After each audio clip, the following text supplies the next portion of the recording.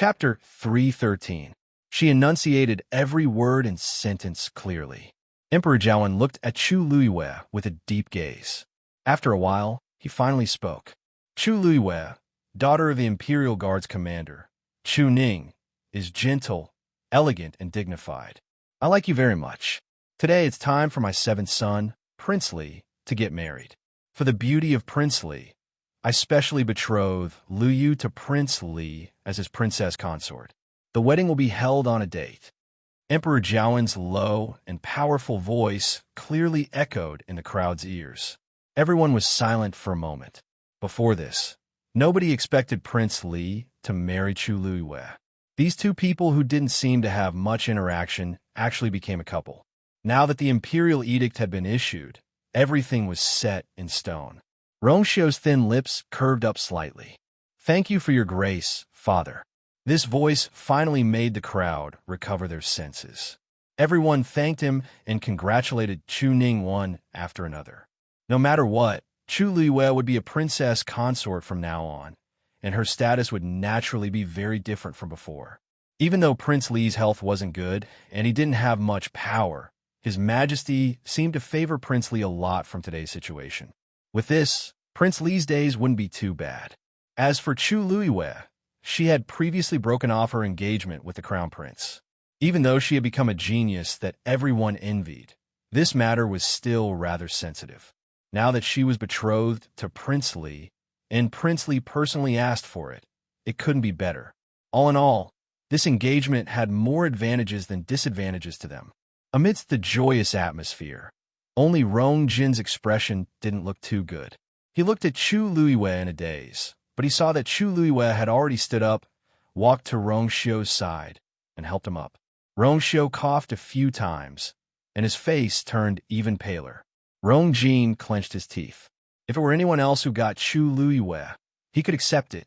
But why did it have to be Rongxiu? In the past, his mother could not compete with Rongxiu's mother. Now, he could not compete with Rongxiu. He had long known that his father treated Rongxiu differently, but now it seemed that it was even more serious than he had imagined. Whatever Rongxiu wanted, as long as he opened his mouth, Imperial Father would give it to him. As for him, he had been trembling with fear and working diligently for so many years in the position of Crown Prince. In the end, he had not obtained any benefits at all. Instead, he had been publicly humiliated by his Imperial Father and had almost been deposed. How could he feel at ease? After protecting Rong Jin's Crown Prince position, the Empress finally heaved a sigh of relief. When she heard that Emperor Jiawen had betrothed Rongxiu and Chu Luiyue, she felt even more fortunate. If that's the case, Chu Luiyue can't bewitch Rong Jin anymore. From then on, Rong Jin should completely give up and stop wasting time and energy on Chu Luiyue. She glanced from the corner of her eye and discovered that Rong Jin was looking at Chu Luiyue and Rongxiu despondently. She closed her eyes in frustration and tried her best to make her voice sound gentle and calm. Your Majesty, look at the Crown Prince. Crown Prince Rong Jin is impulsive, unreasonable, and impudent. From today onwards, he will reflect on his mistakes in Crown Prince Mansion. Without my orders, he's not allowed to come out. Nobody else is allowed to enter and visit him. This was equivalent to house arrest. Even though he was also under house arrest as a punishment previously, most people did not know about it.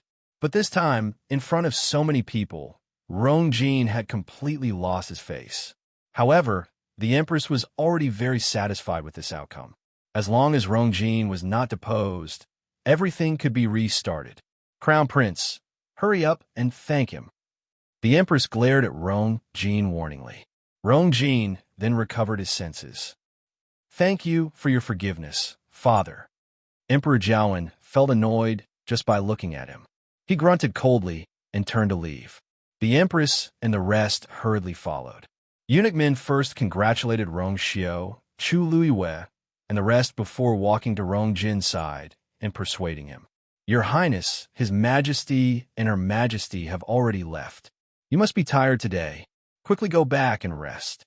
Then he signaled the people beside him with his eyes and quickly walked away. After walking a distance, Eunuch Min turned back to take a look. He waved his horsetail whisk and shook his head. Even if this crown prince keeps his position today, he won't be able to have a stable life in the future. Crown Prince Mansion's people hurriedly went forward and wanted to help Rongjin up. Rongjin then realized that there were countless pairs of eyes staring at him from the surroundings. Mockery, and disdain. A strong sense of humiliation surged in his heart, and his face turned green. Chu Xianmin walked over. "Your Highness, let's go back." Rongjin pushed her away. "Get lost." Then, he hurriedly left with indignation. Chu Xianmin was pushed to the side, but she didn't say anything and just followed him silently. Their figures quickly disappeared from the crowd's sight. Quite a few people secretly sighed. I really didn't expect the crown prince, who was once so favored by the emperor, to have such a day. That's right. Even if he's still the crown prince, it's hard to say what will happen in the future after what happened today. In comparison, the third prince is more outstanding. At least, he has outstanding military achievements. He's not like the crown prince, who goes back on his words and goes back on his words. I think it's quite a pity for Chu Xianmin. The third Missy of the Chu family used to be so glorious, but now she has fallen to such a state. It seems like the crown prince doesn't treat her well either. Everyone has their own fate. I heard that she bullied Chu Luiyue quite a bit back then. Now it's karma. Chu Luiyue looked at Rongxiao. Her gaze slowly swept across the wounds on his body, but she still felt terrible in her heart. Rongxiao seemed to know what she was thinking. His pale lips curled up slightly, and he nodded lightly. As long as the result was achieved, everything was worth it. Chu Luiyue's heart ached, but her entire being was immersed in an indescribable sense of relief and happiness. It turned out that there was someone in this world who was willing to do anything for her. Chu Ning watched from the side and narrowed his eyes with a complicated expression. It turns out that Princely has long liked you, in the past. He could not understand why Princely repeatedly helped him and his daughter. Now, it seemed like he finally had an answer.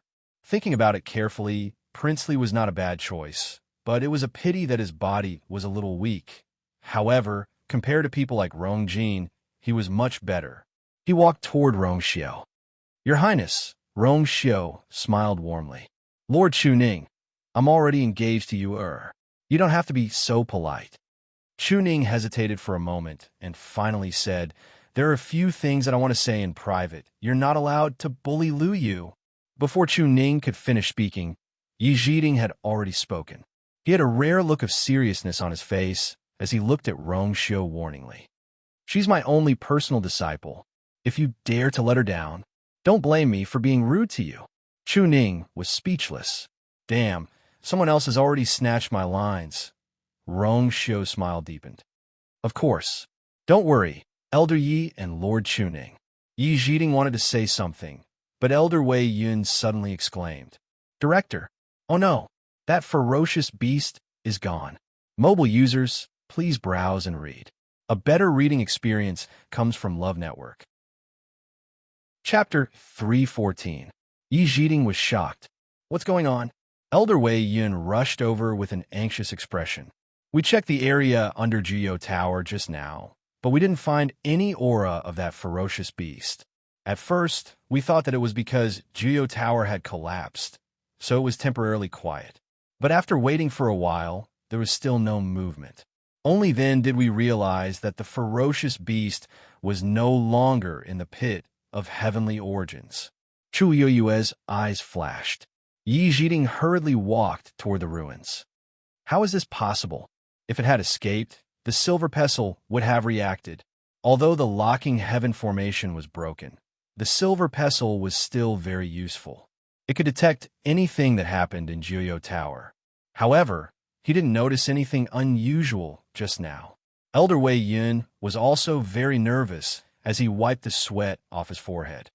We've been investigating this for a long time, but we didn't find anything." Yi Zhiding had already walked to the side of the collapsed Jiyo Tower. He closed his eyes, and his origin power surged out. In an instant, it covered him. After a while, he opened his eyes and frowned. "That bastard is really gone," Sun Zhongyin asked blankly. "Martial uncle, You said that the ferocious beast is no longer around. What do you mean? Did the ferocious beast run away, or was it dead? Yi Jiding was silent for a while, before turning to look at Chu Luiyue and Rong Xiao. When the two of you were in Jiuyou Tower, did you discover anything unusual? Chu Luiyue's eyebrows twitched. Rong Xiao was the first to speak. Not at all. At that time, both of us were on the 6th level when Jiuyou Tower suddenly collapsed. It wasn't easy for us to get out. Chu Luiyue glanced at him calmly. Why did Rong Xiao keep emphasizing the 6th floor? Did any of you go to the next level? Yi Jiding asked again. Chu Luiyue and Rong Xiao both shook their heads. Yi Jiding sighed. This old man must be confused. How could the two of you enter that place? Confusion flashed across Chu Luiyue's heart. Elder Yi seemed to know what was on the 7th floor. It was even to the extent that he was very likely aware that the ferocious beast was suppressed on the 7th floor. He was the dean of Tianlu Academy, so it was normal for him to know about this. But what's going on with Rong Xiao? At that time, he was outside the barrier of the 7th level, and he saw her come out with his own eyes. But he didn't seem to want others to know this. Obviously, he knew that the 7th floor was unusual. Could it be that Rong Xiao also knew the secret of the 7th floor? Whether it was the legendary three-eyed eagle or the heavenly square cauldron. Strange, why did that beast suddenly disappear? Yi Jiding slowly waved the fan in his hand, perplexed. Sun Zhongyan suddenly said, "Oh right, that green sparrow entered Jiuyou Tower just now. Perhaps I can get some clues from it?" Yi Jiding's eyes lit up. He hurriedly walked toward Mu Qinghe. From the beginning to the end, Mu Qinghe had been watching coldly from the sidelines, but Yi Jiding didn't mind. As the envoy of the Tianling dynasty, Mu Qinghe naturally had no reason to get involved in this. However, he was powerful and had been watching from the side. Perhaps he knew something. When Yi Jiding walked over, Hong Yao was squatting on Mu Qinghe's shoulder, casually combing its feathers. "Vice Admiral Mu, I have a few questions. Can I ask your fiend?" Mu Qinghe glanced at Hong Yao. Hong Yao then stopped and sized Yi Jiding up. Yi Jiding coughed. "I wonder if your injuries were caused by that ferocious beast?" Hong Yao glared at him. Then it angrily turned its head away. "Didn't I just suffer some minor injuries? I'm basically healed now, all right? Why do you have to mention this?" Mu Qinghe was expressionless. "That's right." Yi Jiding asked again. "Then, do you know what happened to it?" Hong Yao shook its head frantically. Yi Jiding didn't quite believe it. "Really? Then, at least you should know if it's dead or alive, right? This green sparrow is a high-level fiend and is noble and proud. How can it let the matter rest so easily after it's injured?" Hong Yao still shook its head. In the end, it simply buried its head under its wings and refused to speak. Seeing it like this, Yi Jiding knew that there wouldn't be any results even if he continued to ask, so he could only give up. "Thank you, Vice Admiral Mu. It seems like we have to investigate this matter from another angle." Mu Qinghe suddenly said, Jui is in the Jui Palace. Jiuyou Tower was built to suppress that ferocious beast, right?" Yi Jiding was stunned for a moment before nodding. That ferocious beast has already disappeared, and Jiuyou Tower's collapse is no longer important. What are you worried about? The most important thing is that the pit of heavenly origins below is still there, isn't it? Mu Qinghe's voice was still cold. Yi Jiding's head hurt. Vice Admiral Mu is right, but however, Jiuyou Tower had already existed since Tianlu Academy existed. Now that it was destroyed, as the dean, he was still worried. That ferocious beast is... Many thoughts flashed across Yi Jiding's mind, but he could only sigh in the end. Since things have already come to this, there's no other way. As he spoke, he turned to look at Elder Wei Yun and the rest. Use the Xian formation to seal this place and clean it up as soon as possible. Everyone hurriedly responded. Sun Zhongyan hesitated for a moment and still asked worriedly, "Senior Marshal Uncle, why are you still here? What should we do after that, Uncle Master?" Without Jiuyou Tower, the power in the pit of heavenly origins below is still unbearable for most of the students. Don't worry about this. After some time, we could just build a 9-story tower here. This new 9-story tower definitely won't be as powerful as the old Juyo Tower, but can at least provide some space for the students to cultivate. Since that ferocious beast is no longer here, there's no need to be too worried. Everyone looked at each other and realized that this was the best solution, so they could only agree. Then, Sun Jungyan quickly let the students leave, leaving only the elders and teachers to deal with the ruins together. Mu Qinghe didn't want to stay any longer and turned to leave. However, when she walked past Chu Luiyue, she looked at her meaningfully. Your ability seems to be stronger than I thought. Chu Luiyue looked calm. Vice Admiral Mu is overpraising me. You know very well whether I'm overpraising you or not. After all, not everyone can rely on the Yuan instrument to reach the 6th level. Mu Qinghe's eyes were filled with scrutiny. Chu Luiyue smiled. Actually, this is all thanks to Dumpling. Lu Yu is just a stage 2 warrior. He's really not enough. After the battle with Hung Jingchua in the Qing Jiao competition, everyone knew that she had an unusual blood ferret. Mu Qinghe's gaze flashed past Dumpling, who was on Chu Yue's shoulder, and she suddenly said, I feel that your aura seems to be stronger than before. I seem to have seen the aura of your magical beast somewhere before. Translator, Endless Fantasy Translation Editor, Endless Fantasy Translation. Chapter 315.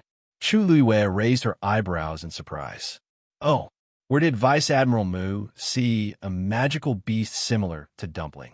If they were fated to meet, Dumpling must have hit it off very well. Mu Qinghe stared at Chu Luiyue, as if he was considering whether she meant what she said. It's the magical beast of an old friend of mine, but it's not a blood ferret, but... He paused, and a cold smile suddenly appeared at the corner of his mouth. Forget it. It's already dead. There's no need to mention it.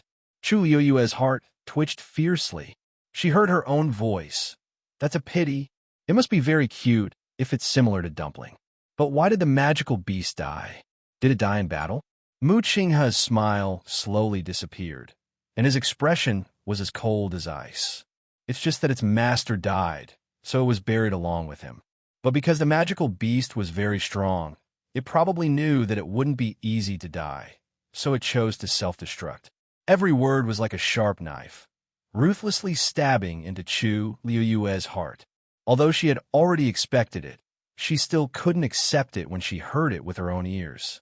Oh, right, that old friend of mine is the one I said you were similar to. Mu Qinghe's face was expressionless, and his tone was very calm, as if he was talking about something very ordinary. Chu Luiyue forced her lips to move, but her limbs were cold, and it was almost impossible for her to move. Is that so? Cough, cough, cough, cough. Rong Xiao, who was next to her, suddenly coughed violently. Chu Luiyue quickly looked over. Rong, Your Highness Princely, are you okay? Rong Xiao finally stopped, and his lips were pale as he smiled. Nothing, just a little tired, Chu Luiyue immediately said. Then I'll send you back to the Prince Li's residence. A faint smile appeared on Rong Xiao's face. Thank you very much. Chu Ning was also a little worried. I will go with you. After saying that, they planned to leave together. Mu Qinghe was still standing there, looking at Chu Luiyue. Chu Luiyue took a step forward, then turned his head and asked, What's the matter? Vice Admiral Mu, is there anything else? Mu Qinghe paused and didn't say anything. She turned around and left. Chu Ning looked at his back view, walked to Chu Luiyue's side, and whispered, Did you offend Vice Admiral Mu before? Chu Luiyue curled her lips nonchalantly. Perhaps, but that was not important. After Emperor Zhaoan and the others left, Rong Xiao and the rest quickly returned. Seeing that the matter was over, the people who had gathered together went back to their own places. Tianlu Academy became deserted again. Yi Zhiding looked at the ruins of Juyo Tower and rubbed his glabella with a headache. The Imperial city has really become more and more chaotic recently. Elder Yi. A voice was suddenly heard. Yi Zhiding looked up and quickly furrowed his brows. Fu Yinshan? Chenghan? Elder Yi, I didn't expect this to happen. We came late and couldn't help. I'm really sorry. Fu Yinshan explained regretfully. Chenghan's gaze swept across the ruins, and he was very proud. He couldn't help but tease. Yeah, Jiu Tower seemed to have existed since Tian Lu Academy existed. Now that it's destroyed, LBU must be very upset, right? However, there's nothing we can do about this. That ferocious beast is too powerful. It's fine as long as everyone is fine. Elder Yi, don't you think so? Yi Zhiding squinted his eyes and looked at the two of them before he laughed. That's right. This time, it's indeed because our academy isn't strong enough that things develop to this stage. That ferocious beast is indeed very strong. Even if you helped, it wouldn't have been of much use. After all, your abilities... This old man has always been very straightforward. You don't mind, right? Fu Yunshan's expression instantly became very awkward. He secretly gave Cheng Han a look. I already said that with Yi Zhiding's cultivation level, he would definitely be able to sense that we were nearby. We could have helped, but we didn't. Yi Zhiding must have a grudge against us. Cheng Han was a little embarrassed by the mockery, but on second thought, Tian Lu Academy suffered a huge loss, after all. Just this point alone would make him happy for a long time. Thus, he didn't care about Yi Zhiding's words at all. Elder Yi, you've been in seclusion for a long time. I'm afraid you don't know a lot of things that have happened outside. Although our abilities can't be compared to yours, we're not as weak as you say. I was just joking. Why did you take it seriously, Cheng Han? It's just like when you lost me back then and said that you would send your disciple to defeat my disciple in the future. Wasn't that just a joke? Cheng Han's face froze. Yi Zhiding asked in confusion, Why? Isn't it true? I heard that the pill your disciple used to win the Celestial Physician competition was refined by my disciple. If you're really still upset about what happened back then, you wouldn't have agreed to let your disciple take first place, right? Cheng Han's expression changed, and it was very interesting.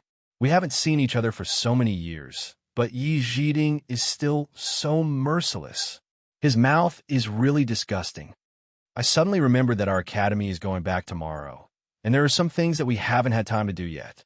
Since Tian Lu Academy is in such a situation, we'll only cause trouble if we continue to stay here. We'll take our leave first.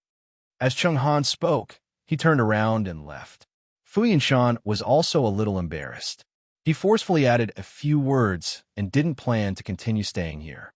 Cheng Han walked a few steps and suddenly felt that someone was missing from his side, Situ Xingchen. He looked around but didn't see Situ Xingchen's figure. Did you see Xingchen? He found a familiar student and asked. I think she left just now. Maybe she went back to the inn. Cheng Han thought about it and agreed. She must have felt terrible when she saw Rong Xiao and Chu Luiyue being betrothed. It's normal for her to go back. At this time, it's good for her to be alone. Cheng Han took a deep breath. Let's go. Digression. Tomorrow will still be updated in the afternoon and evening. Mobile users, please browse and read. A better reading experience comes from Love Network. Chapter 316. Chu Luiyue and Chu Ning followed Rong Xiao back to the Prince Li's mansion. The people of the Prince Li's mansion seemed to have received the news, and their attitude towards Chu Ning and his daughter was particularly attentive and eager, as if they were welcoming their own family. This made Chu Ning a little unaccustomed. After sitting in the Prince Li's mansion for a while, Chu Ning wanted to let Rong Xiao have a good rest, so he left with Chu Luiyue. Rong Xiao sent a carriage to send the two back. At first, Chu Ning didn't want to go through so much trouble, but later, he was really stubborn and had to agree. The father and daughter got on the carriage and sat on each side. The two looked at each other silently. Chu Ning looked at Chu Luiyue calmly and hesitated to speak, as if he was thinking about how to speak. Father, if you have something to say, just say it. Chu Luiyue said softly. Chu Ning hesitated for a moment before saying, Between you and Prince Li, is there something between you? Chu Luiyue laughed. What do you mean? Chu Ning paused. That is, did you already know that he was interested in you? Yes. Chu Luiyue didn't intend to hide this point. As you think, Prince Li and I did have feelings for each other long ago. That's why today's marriage was granted. Although he had already thought of it, Chu Ning couldn't help but be surprised when he heard it with his own ears. When did this happen? Could it be that, when he saved you, Prince Li saved me first, and we didn't know each other at that time? Chu Ning breathed a sigh of relief. In other words, the two gradually got to know each other after Prince Li returned. In this case, it was easier for him to accept. Do you really like Prince Li? Chu Ning stared into Chu Liyue's eyes and asked with a serious expression. Chu Liyue nodded slightly.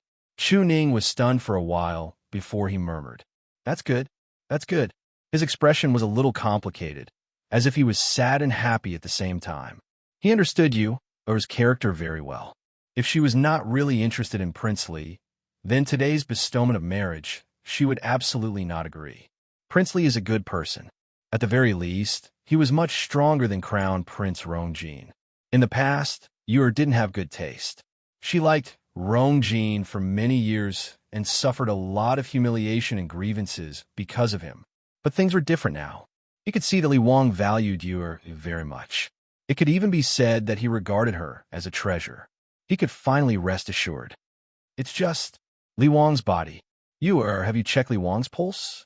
Do you have any way to help me recuperate? Prince Li had died of illness when he was still in his mother's womb. He had invited countless celestial physicians since he was young, but there had been no improvement. Otherwise, he wouldn't have been sent to Mingyue Tianshan to recuperate for so many years. Chu Liyue looked at Chu Ning's worried face and felt warm and amused at the same time. Father, don't worry. I'll do my best. No matter what happens to Prince Li's health in the future, I will always take good care of him. Chu Ning sighed and nodded. That's good. He had once hoped that Yu could marry an ordinary and healthy person and live a peaceful life. However, Yu had already displayed shocking talent. She definitely wouldn't be as simple and ordinary as an ordinary person in the future. If your mother was still around, she would definitely be very happy. Deep nostalgia flashed across Chu Ning's eyes. Chu Liyue's heart ached. For so many years, Chu Ning had to be both a father and a mother to bring up Chu Liyue painstakingly. No one could tell how sad he felt. She leaned forward and held Chu Ning's hand. The father-daughter duo sat in silence for a long time, but the atmosphere was warm and harmonious. Pack! The crisp sound of slap resounded in the room. The Empress looked coldly at Rongjin, who was standing in front of her. You're really crazy today. Rongjin lowered his head and didn't say a word. I've long said that you shouldn't have any ideas about Chu Liyue. Are you treating all of it as passing wind? When I saw you lying on the bed earlier, I thought you were just talking nonsense because of your fever. I didn't expect you to run over today and openly snatch Chu Liyue from Rongxiu. The Empress's finger was almost poking Rongjin's head. Your father was right about one thing today. You're really tired of being the crown prince. Rongjin wiped the blood from the corner of his mouth, and there seemed to be a fire burning in his heart. He finally couldn't help but retort. She's mine. Why did I? You've already broken off the engagement with her. The Empress suddenly raised her voice, and her gaze was as sharp as a knife as it ruthlessly scraped across Rongjin's body. Don't forget that you were the one who brought it up. What did you say back then? You said that you had to break off the engagement with Chu Liyue and sever ties with her no matter what price I had to pay. Great, it's only been a few months, but you're acting like you're possessed. What do you want others to think of you, the crown prince? Do you know how much effort I spent back then to push you to the position of crown prince? The Empress's voice was already a little hysterical.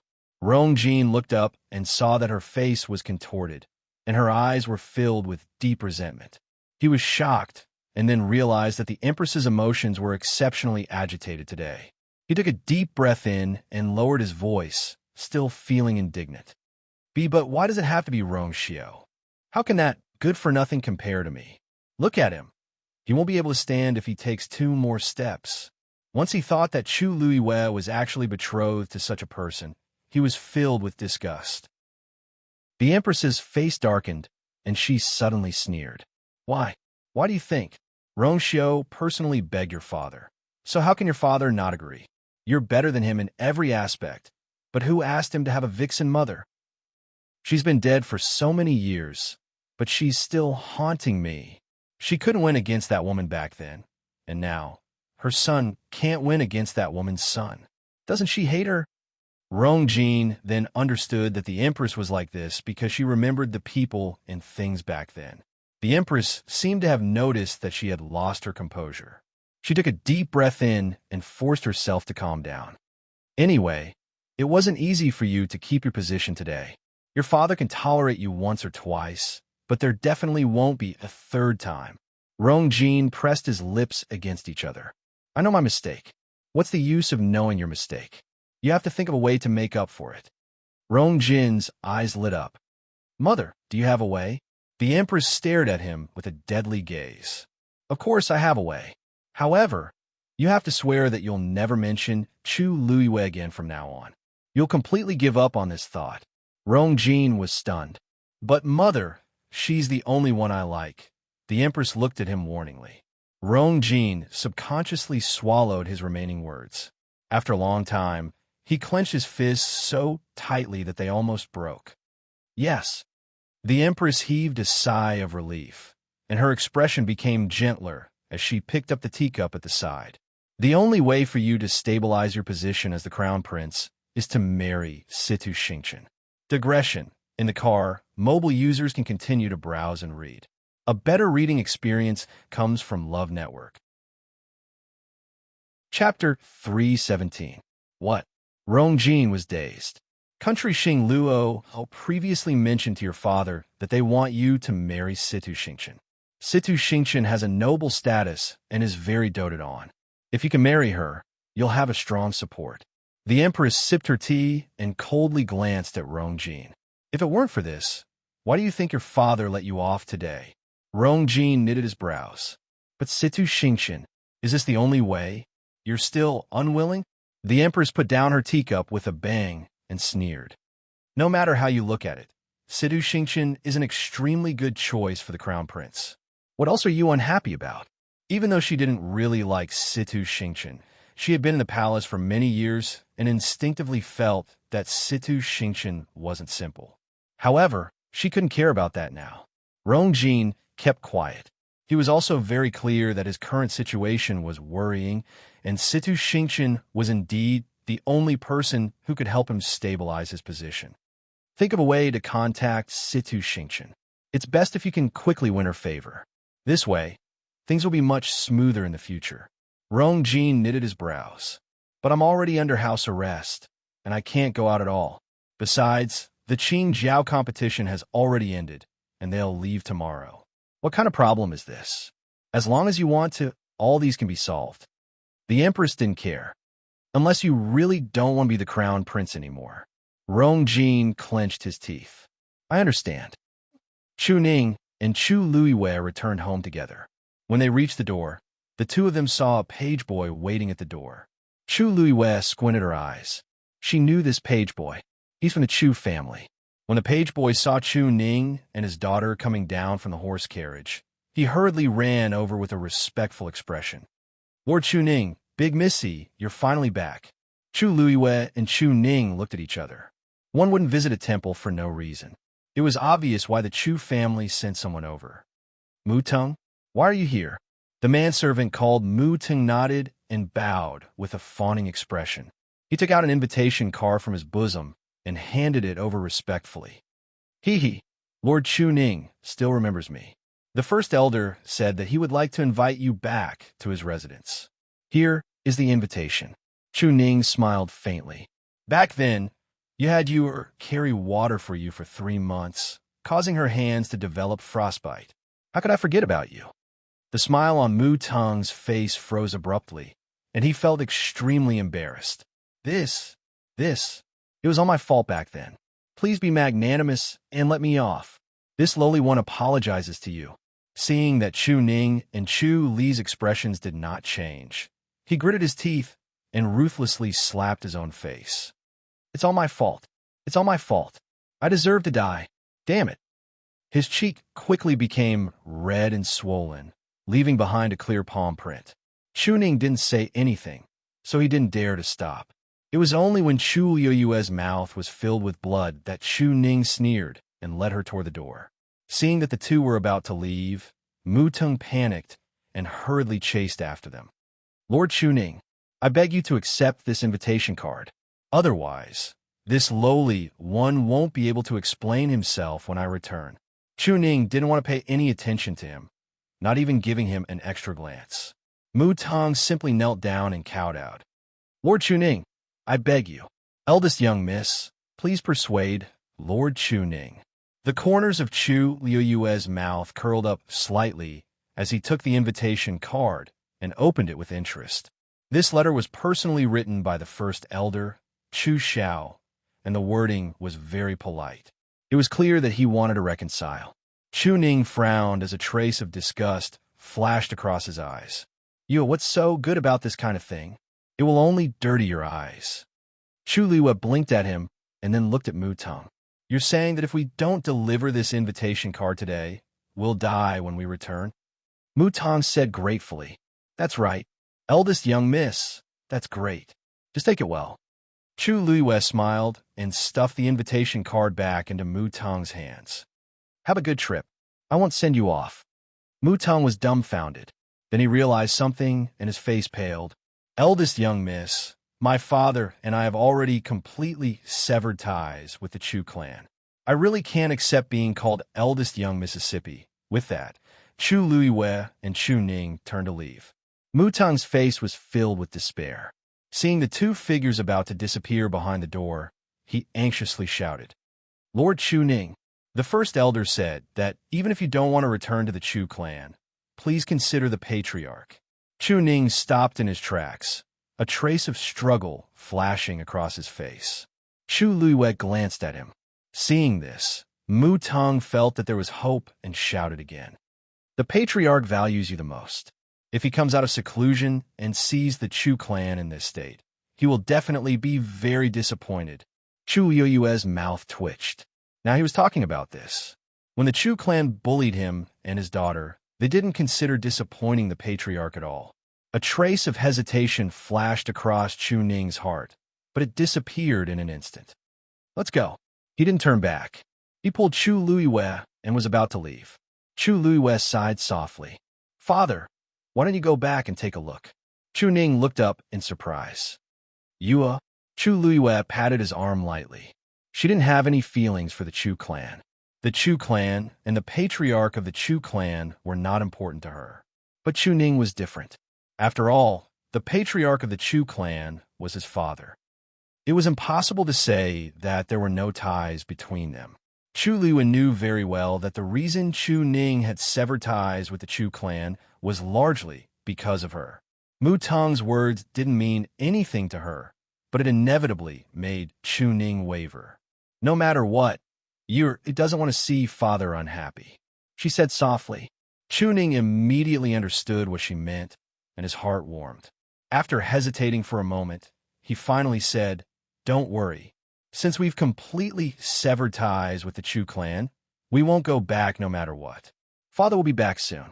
In the future, I can give the patriarch an explanation. Chu Liue nodded. Then I'll wait for you at home. When Mu Tong heard that Chu Ning agreed to go to the Chu clan, she felt that her life had been saved.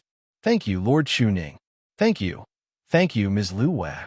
Chu Ning and Chu Liue exchanged a few words, then left with Mu Tong. Chu Liue watched Chu Ning leave.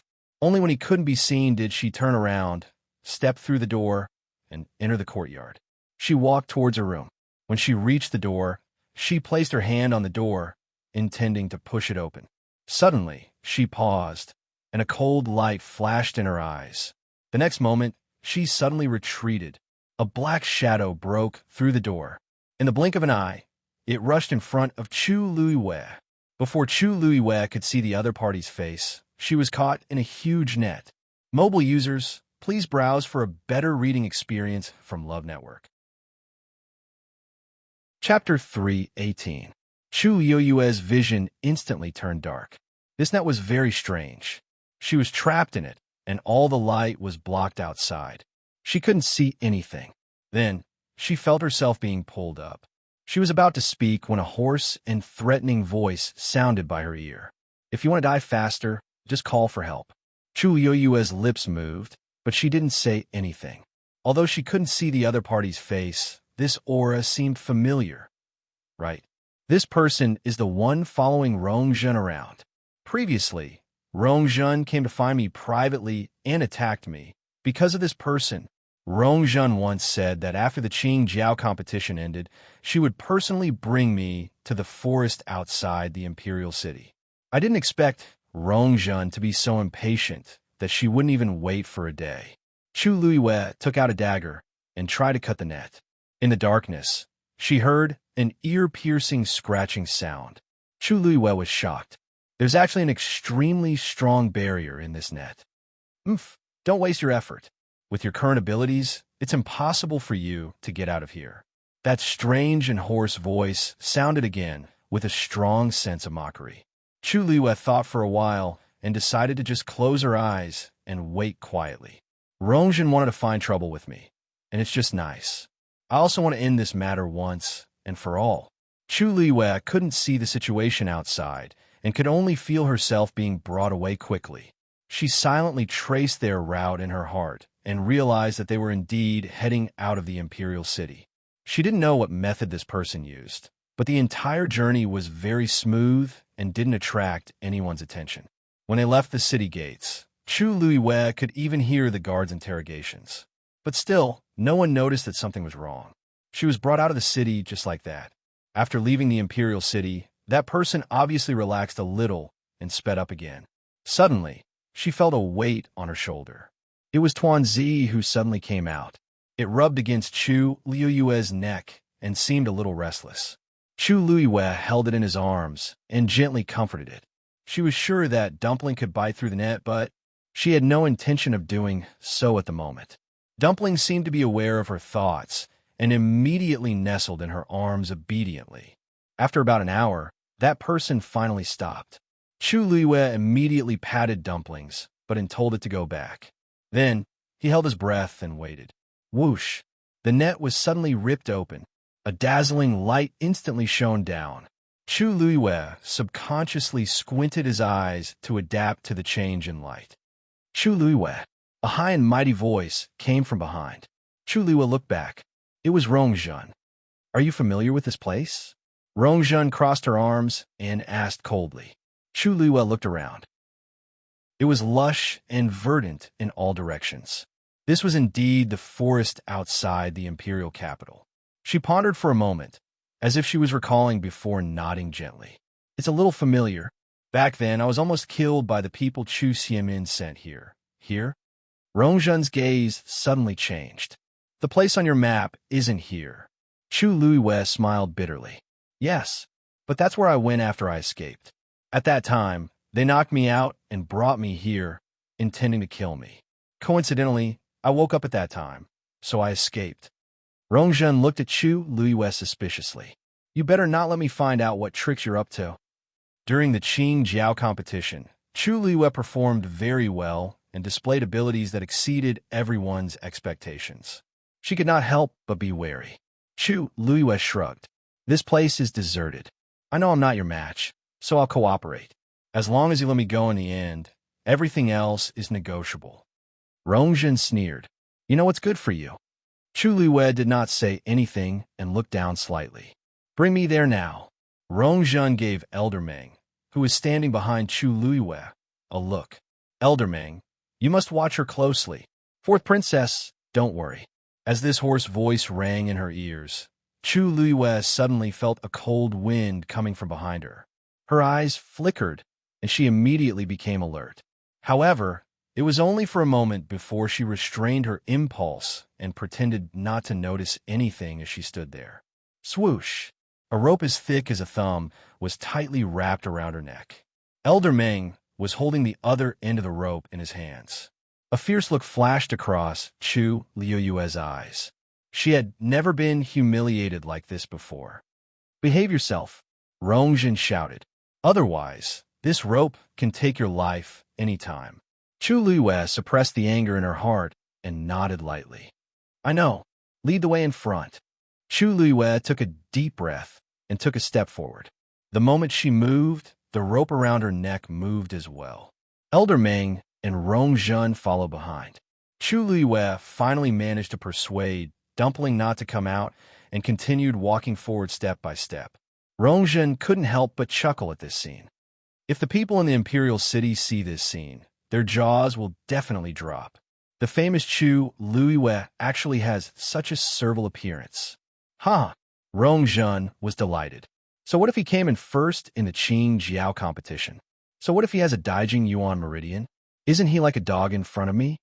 I heard that the Crown Prince and Prince Li even fought in front of father to snatch you. Ha! If they see you like this, they will regret it so much. Chu Luiwei, you are really capable. You didn't say or do anything, but you almost made father remove the Crown Prince. Chu Luiwei didn't have much of an expression. I've already cut all ties with the Crown Prince. I didn't expect today's incident either. If Fourth Princess is still angry because of this, angry? Why would I be angry? Can the Crown Prince blame others for his incompetence? Rongzhen said sarcastically. Chu Luiwei paused. That's strange. Rongzhen and Rongjin were both born of the Empress, and they always had a good relationship. Why did they suddenly become like this? From her tone, it seems like she can't wait for Rongjin to be removed. When my Pearl of Essence recovers one day, I'll let Mother know that Rongjin is a hopeless case. I am much more outstanding than him. Upon hearing her words, Chu Luiwei could basically confirm that Rongzhen and Rongjin did have a conflict. However, she didn't know why. Just as she was thinking about this, she suddenly felt the rope around her neck being pulled tight.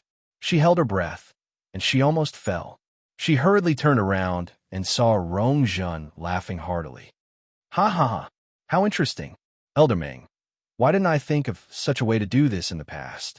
Chu Luiwei, why don't you bark twice like a dog? And I'll let bygones be bygones. Mobile users, please browse for a better reading experience from Love Network. Chapter 319. Chu Luiwei stared at Rongzhen quietly. Fourth Princess, this joke isn't funny at all. Rongzhen's laughter stopped abruptly, and she looked at Chu Luiwei. She saw a pair of clear, black, jade-like eyes staring at her. That pair of eyes was calm and unperturbed, but it inexplicably made one feel fearful. A chill seemed to emerge from the bottom of her heart, causing her to shudder. Realizing that she was actually afraid of Chu Luiwei, Rongzhen was enraged, and she jerked the rope violently. What are you looking at? If you keep looking, I'll dig out your eyeballs. This time, Chu Luiwei pulled the rope first and didn't let her do as she pleased. Rongzhen tugged a few times and realized that it didn't budge. She felt even more embarrassed and flew into a rage. Elder Ming, teach her a lesson. Fourth Princess. Chu Luiwei suddenly spoke, and his lips curved up without any trace of smile. Did you spend so much effort to bring me out just to teach me a lesson? Rongzhen was taken aback. I know that it's easy for you to kill me here. Perhaps no one will ever find out that it was you, Fourth Princess, who did it. But are you sure this is what you want? If I die, your Pearl of Essence will never recover. How dare you threaten me? Rongzhen's face was a little sinister. She had already suffered enough over the past few days, and now, even Chu Luiwei dared to speak to her like this. She quickly took 2 steps forward, rushed to Chu Luiwei, and raised her hand to slap her face. It doesn't matter if I die. I'll kill you, Chu Luiwei said slowly. But my father and Prince Li definitely won't let this go. Rongzhen seemed to have heard a joke. Huh, just based on your useless father and that sickly person? Of course, it's not just them. Chu Luiwei stared into Rongzhen's eyes and smiled slightly. There's also Vice Admiral Mu. Rongzhen froze, and her hand, which was in midair, couldn't fall. Vice Admiral Mu has only chosen me to accompany him to the Tianling dynasty. If something happens to me, what do you think Vice Admiral Mu will do? Rongzhen gritted her teeth. She had almost forgotten about this. Elder Ming tried to persuade him. Fourth Princess, we can't afford to offend Vice Admiral Mu. Of course I know. Rongzhen was furious. It would have been better if she hadn't mentioned this. Now that she mentioned it, she felt even more disgusted with Chu Luiwei. What right did Chu Luiwei have to be chosen? She had only said a few words and was humiliated in public. However, she couldn't do anything to Chu Luiwei. Even though Rongzhen was spoiled and willful, she wasn't brainless. Although he was about to go crazy from anger, after thinking about it carefully, what Chu Luiwei said was not unreasonable. Right now, it was more important to restore his pill of origin. As for the rest, it would be the same in the future. Thinking of this, Rongjun suppressed the anger in her heart and sternly shouted, "I'll let you off this time. Hurry up and leave."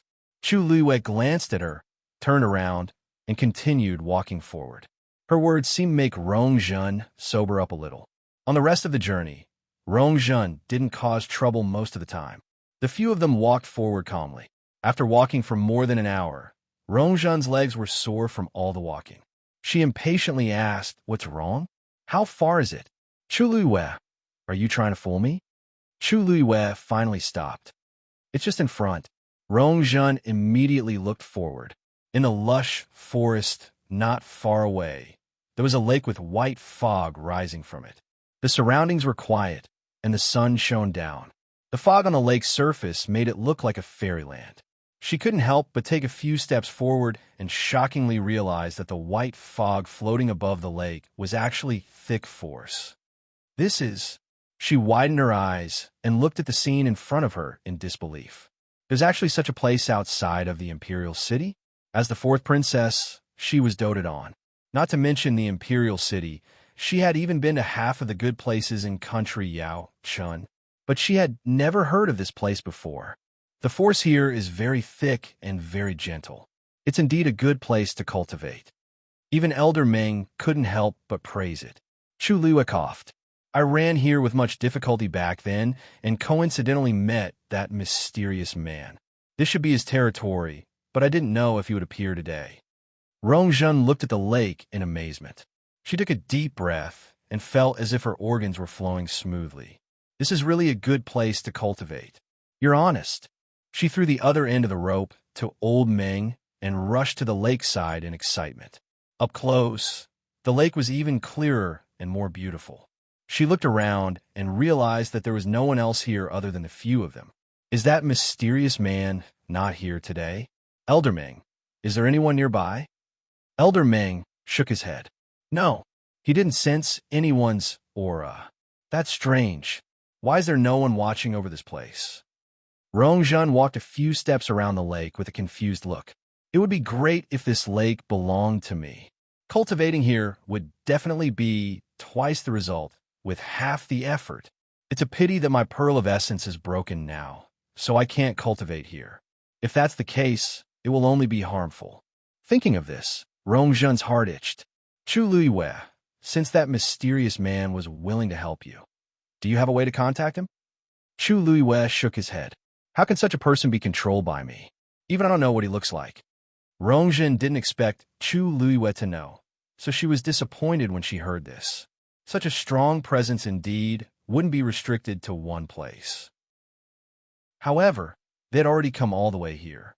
If they returned empty-handed, wouldn't that be too shameful? Suddenly, her eyes lit up. "All right, previously, you said that you met that person when you were in danger. If you encounter a similar situation now, will he appear again?" Chu Luiwei knitted his brows. "Fourth princess, what do you mean?" "I don't mean anything." Rongjun slowly walked to Chu Luiwei and sized her up with ill intentions. "I just want to give it a try. Don't worry, I won't really want you to die. Fourth princess, you think too highly of me." Chu Luiwei said lightly.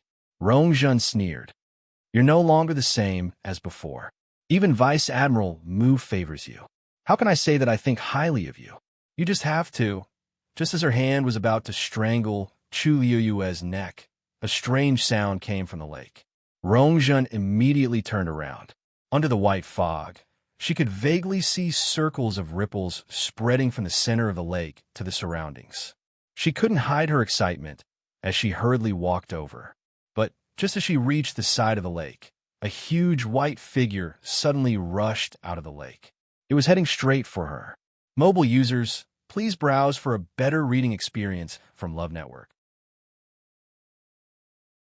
Chapter 320. Elder Ming, save me. Rongjun exclaimed as she sensed the incoming danger and immediately called for help. Elder Ming already knew that something was amiss when the white figure broke out of the water and immediately rushed forward. But even though he was fast, the other party was even faster. Swoosh! The sound of something being cut was heard. The next moment, Rongjun's body flew backward. She fell harshly to the ground. The front of her shirt was quickly dyed red with blood. Fourth princess. Elder Ming was shocked. He looked up. However, what appeared in front of them was actually a muscular white lion. It quickly rushed out of the water and flew in the air, exuding a strong, suppressive aura. This was clearly a high-level fiend. Elder Ming's heart was in his mouth. Even if he was a stage 5 warrior, it wouldn't be easy for him to deal with this fiend. He wanted to go forward and save Rongjun, but the scary white lion didn't budge an inch. It was impossible to break through it head-on. Rongjun, who was lying on the ground, kept wailing. She didn't even see what the other party looked like before she was beaten to the ground. Her organs were all squeezed into a ball, and a few of her ribs seemed to be broken. She couldn't even move. After her pearl of essence was broken, she lost all her strength and couldn't even defeat a normal adult man. She was no different from a good-for-nothing. How could she withstand such a fierce attack? Elder Ming! Elder Ming! Rongjun's face was pale as she kept spitting out blood. She struggled to get up, but the moment she moved, it hurt like hell. Besides, she couldn't exert any strength in many parts of her body. Roar! The white lion roared at the sky. Rongjun trembled in fear. Elder Ming suddenly realized something and turned to look at Chu Luiwei. "It's you, swoosh." Chu Luiwei had an extremely sharp dagger in his hand, and he slashed at the rope harshly. Elder Ming laughed mockingly. "This rope is made of gold silk and white iron. You're too naive if you want to cut it with a mere dagger." Before he could finish speaking, Chu Luiwei raised a dagger and cut the rope. The cut was neat and tidy. It looked extremely easy. Chu Luiwei's lips curled up slightly. "It seems that this thing of yours isn't that great." Elder Ming's anger burned as he gathered origin power in his palm. Then he swung it out. Boom! A ball of extremely pure origin power rushed towards Chu Luiwei. Chu Luiwei tapped the ground with the tip of his foot and jumped away as light as a swallow. At the same time, he shouted, "Dumpling!" A small red figure suddenly flashed by. Then he went straight for that ball of origin power. Puff! It rushed in, and its figure was instantly engulfed by the light of the origin power. Elder Ming sneered, "You overestimate yourself." He had long heard that Chu Luiwei had a strange blood ferret that directly swallowed Hung Jingchua's force. But he was different from Hung Jingchua. He was a rank 5 warrior and was much stronger than Hung Jingchua. Chu Luiwei was delusional to think that he could use the same trick he used on Hung Jingchua to deal with him.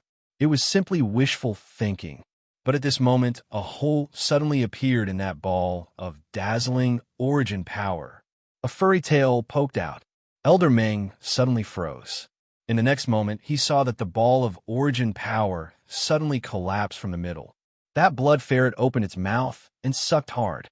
The origin power turned into a stream of light and entered its body.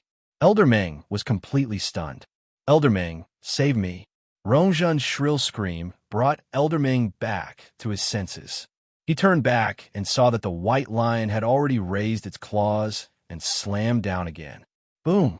A strong gust of wind suddenly blew. Rongjun's body flew up again and fell to the ground in an even more tragic manner. This time, there were more bloodstains on her body, making her look even more ashen. Fourth princess. Elder Ming was extremely anxious as he hurriedly rushed over. But this time, he still couldn't get close. That white lion was extremely strong, and it was extremely easy for it to stop him. Seeing that Rongjun was tortured beyond recognition, Elder Ming angrily glared at the white lion, but was shocked to see that Chu Luiwei was already standing beside the white lion. More importantly, that white lion seemed to be very docile in front of her. Her hand was placed on the white lion's head, gently caressing it. "Shue shue, well done." Chu Luiwei praised it sincerely. Ever since Rongjun secretly found her, she had already started planning this counterattack. Since Rongjun said that she would bring her here, she would definitely do it. It was just a matter of time. She had already told Shue Shue to wait here and planned to come after the Qing Jiao competition ended. Even if Rongjun didn't find her, she would have gone to find her. So, even though today's incident was very sudden, it was all within her control. The murderous look in Shue's eyes instantly disappeared, and it became extremely obedient as it rubbed against Chu Liuyue's palm coquettishly. Is this your fiend? No. Impossible. Elder Meng was stunned by the scene in front of him and didn't feel good. When exactly did Chu Luyue have such a strong presence?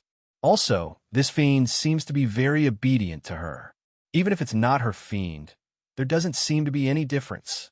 Shueshue looked up at Chu Luyue and wanted to ask for another round of praise, but its gaze suddenly froze, and it stared deadly at Chu Luyue's neck. Upon seeing its expression, Chu Luyue then touched her neck in hindsight. The marks left by the rope were very clear. She curved her eyes. It's okay. It's just a flesh wound. But Shue's eyes seemed to be burning with fire. To a fiend, having a rope around their neck was a very humiliating thing. It was even more so for humans. How dare they treat me like this? Roar. Shueshue roared angrily. Rongjun heard this sound and was so frightened that her entire body trembled. She forced her eyes open and looked at Shueshue. For some reason, she felt that this scene was very familiar. Right. The high-level fiend I met in the hunting ground back then seemed to be white, and this aura is exactly the same. Elder Meng, this white lion is the fiend that destroyed my pearl of essence. Rongjun shouted in a hoarse voice. Quick, tell father and mother. Digression. Update at 12 noon tomorrow. Mobile users, please browse for a better reading experience from Love Network. Chapter 321. Elder Meng was shocked. When Rongjun went to the hunting ground to hunt that high-level fiend, he didn't follow her. In addition, when Rongjun fell off the cliff, she didn't see the other party's face clearly, so no one knew what the high-level fiend that hurt her looked like.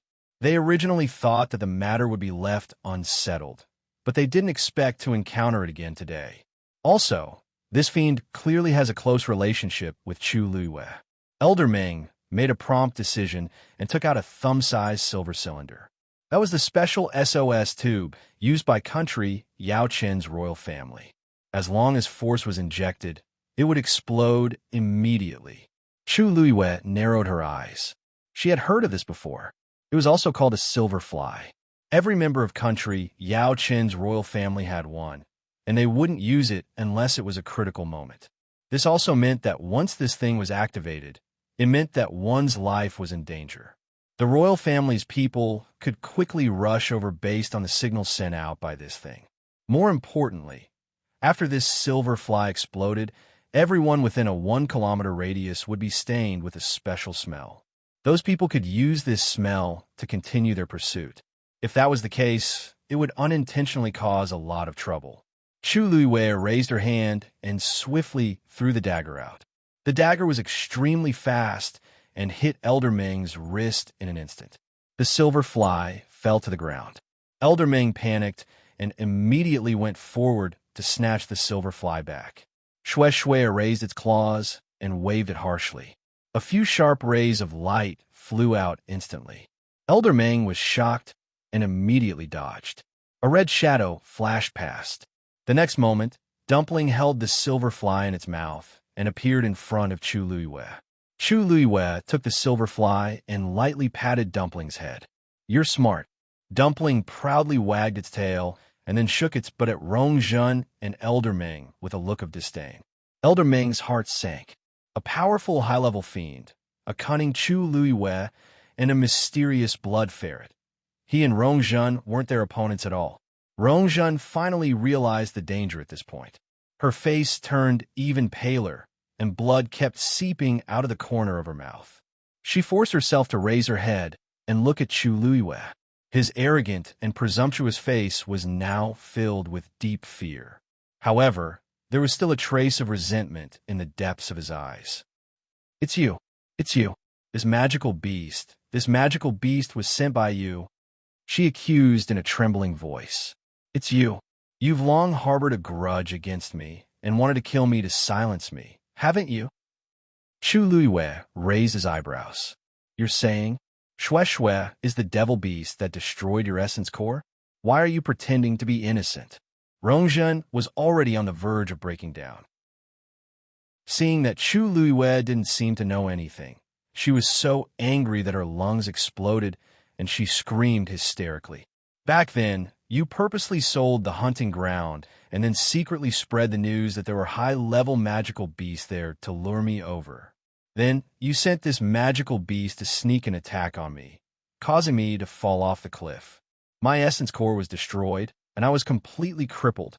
Everything you did was because I humiliated you at the palace banquet back then. You evil woman. The truth is right here. Do you still want to deny it?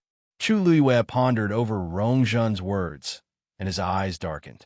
Then, he looked at Xue, who was beside him in deep thought. Xue lowered its head guiltily and stared at its claws. Chu Luiyue asked lightly, Xue, why are you here? Xue, did you really push her off the cliff back then? Xue didn't move. HM? Chu Luiyue's voice rose slightly. Xue immediately looked at her. It was just following orders. Chu Luiyue stared at it for a while. After confirming that it wasn't lying, she raised her eyebrows in satisfaction. Just admit it.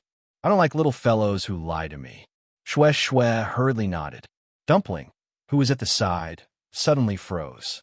She secretly glanced at Chu Luiyue to confirm that she wasn't talking about her. Then, she shifted her gaze away. Chu Luiyue's lips suddenly curled up into a smile. Well done. Xue instantly heaved a sigh of relief. A huge smile appeared on its face, and its white teeth were exposed. Rongzhen was about to die from anger. She really didn't know what Chu Luiyue was doing now. She was clearly the mastermind behind all of this, yet she was still acting here. Chu Luiyue looked at Rongzhen. She crossed her arms with one hand and played with the dagger that had already flown back with the other. She lazily said, Rongzhen, whether you believe it or not, I didn't destroy your pearl of essence. However, I can't be bothered to explain so much to you now. Anyway, in your eyes, I'm already an evil woman. Whatever I do, even if it's killing you, is perfectly normal, right? Rongzhen shuddered in fear. Chu Luiyue, I'm the fourth princess of country Yao Chun. You dare to kill me. Why wouldn't I dare? Chu Luiyue interrupted her and surveyed the surroundings. This place is deserted. It's the best place to kill someone. Besides, you guys secretly brought me out. Other than you guys, no one else knows that I'm with you now. Even if they investigate in the future, they won't be able to trace it back to me. Rongzhen's lips trembled violently, but she couldn't say anything. This was because she knew very well that Chu Luiyue wasn't wrong at all. She looked at Chu Luiyue. That woman was standing there, her posture relaxed and languid, her face full of smiles. However, the cold glint in her eyes was even colder than the glint of the dagger she was playing with. Endless fear surged in Rongzhen's heart. At this moment, she finally realized that she was a fish on someone's chopping block. Chu Luiyue could really kill her here. Besides, she could definitely do it. Chu Luiyue, please don't kill me. I was blind in the past and offended you. Please don't hold it against me, okay? I can apologize to you. If you want, you can also use a rope to strangle me. I'll bark like a dog for you, okay? Please. Rongzhen was scared out of her wits. In order to survive, she was willing to give up everything. Chu Luiyue looked at her with interest. He originally thought that Rongzhen was a spoiled, arrogant, and domineering princess, but now it seemed that she was more flexible than he imagined. However, that was all there was to it. Chu Luiyue smiled. Rongzhen, you don't have to waste your breath. At this moment, if you were me, would you spare my life? Rongzhen's voice stopped abruptly. Of course not. There was such a huge conflict between her and Chu Luiyue. If she had the chance to kill Chu Luiyue, she definitely wouldn't hesitate. Chu Luiyue would definitely do the same. Thinking of this, despair gradually filled her eyes. Chu Luiyue raised his chin. Don't worry. Today is a good day for me, so I'll give you a quick death. As she spoke, she pointed the dagger in her hand at Rongzhen's glabella. Chu, wait. I can tell you a secret about Rongzhen. Digression. The remaining chapters might be slower to update, so let's read them together tonight. Mobile users, please browse and read them. A better reading experience comes from Love Network. Chapter 322. Tuck. The sharp dagger dangerously flew over Rongzhen's head. It then harshly stabbed into the ground beside her. A strand of hair floated down in front of her eyes. Rongzhen's heart seemed to be tightly clenched by something. If I had been any later, I would have really died here today. Chu Liwa looked at Rongzhen's pale and shaken face for a while before slowly asking, I have nothing to do with Rongzhen anymore. I have nothing to do with Rongjin anymore, and any secrets related to him have nothing to do with me. What makes you think that you can use this secret to exchange for your life? Yes, I definitely can. I promise that you'll definitely be interested in this matter. Rongzhen was afraid that Chu Luiwei would regret it, so she spoke very quickly. Chu Luiwei raised his brows with interest. Oh, Rongzhen's eyes were filled with panic, but she still spoke to Chu Luiwei confidently. Really, if you really don't care after I say it, it won't be too late to kill me then. In any case, my life and death is in your hands right now, isn't it? Chu Luiwei lifted his chin. Tell me about it. Rongzhen took a deep breath in and forcefully swallowed the sticky blood that surged up her throat. The smell made her want to vomit, but at this point, she definitely didn't dare to do anything she shouldn't do in front of Chu Luiwei. Do you know that father and country Xing Luo wants Situ Xingqian to marry Rongjin? Hearing Situ Xingqian's name, a dim light flashed across Chu Luiwei's eyes. There weren't any rumors about this before. How did you know? Seeing that Chu Luiwei seemed to be interested in this matter, Rongjin secretly heaved a sigh of relief in her heart and continued speaking. Because I inadvertently heard about this matter from Imperial Mother. However, she and Rongjin don't know that I know about this. Chu Luiwei nodded in understanding. In that case, it wasn't impossible. After all, Rongjin was the Empress's biological daughter, and she had always been close to Rongjin. Thus, it wasn't strange for her to hear this. A fair lady is a gentleman's mate. It's Rongjin's blessing to be able to marry Situ Xingqian. Chu Luiwei said faintly. She said this with sincerity. Even though Situ Xingqian didn't give her a good impression, Situ Xingqian was indeed very outstanding in other aspects. Whether it was appearance or talent, she was one in a million. Even her status was more honorable and stable than Rongjin's. Even though Rongjin was the crown prince the moment he was born, his position was already on the brink of collapse after the recent series of setbacks. Emperor Jiawen's patience with him is about to run out. The other princes are also very outstanding and can replace him at any time. For example, the third prince, Rongjio. That person had always been Rongjin's formidable opponent, even though he had been living in seclusion and had been very quiet. However, Chu Luiwei did not think that a man who had fought on the battlefield in his teens and made outstanding achievements in battle would admit defeat so easily. He was just waiting for the right time. Previously, Rongjin was suddenly placed under house arrest and stripped of many of his rights. It seemed to have something to do with the third prince. On the other hand, Situ Xingqian was the eldest princess and did not need to fight for the throne. However, she had extremely high prestige and status in country Xing Luo, and even those princes couldn't compare to her. The marriage between the two of them was beneficial to Rongjin. Rongjin didn't ask to marry Situ Xingqian. This marriage was initiated by country Xing Luo. Rongjin emphasized every word. This really shocked Chu Luiwei. Why? This is the secret I want to tell you. Rongjin looked at Chu Luiwei nervously. Do you want to hear this secret now? If you want to know, then you have to swear that you won't kill me. You also won't use other means to torture me. Chu Luiwei's lips curved up slightly. Are you negotiating with me? Do you have a right? Rongjin choked and then gritted her teeth. She gritted her teeth and said, I know I don't. But if you don't agree, then you don't have to do anything. I'll end it myself. Chu Luiwei looked at her nonchalantly. The dagger's beside you. Rongjin didn't seem to expect Chu Luiwei to give such a straightforward answer, and she couldn't help but be dazed. Why, you don't want to know the reason behind this? There's a huge secret behind this. Chu Luiwei nodded honestly. Of course I want to know, but I hate it when others bargain with me, especially someone like you. As she spoke, she glanced at the sky. If you really want to take action, you better hurry. It's almost evening now. I still have to go back and have dinner with my father. Rong Zhen's blood was stuck in her throat, and her face flushed red. You.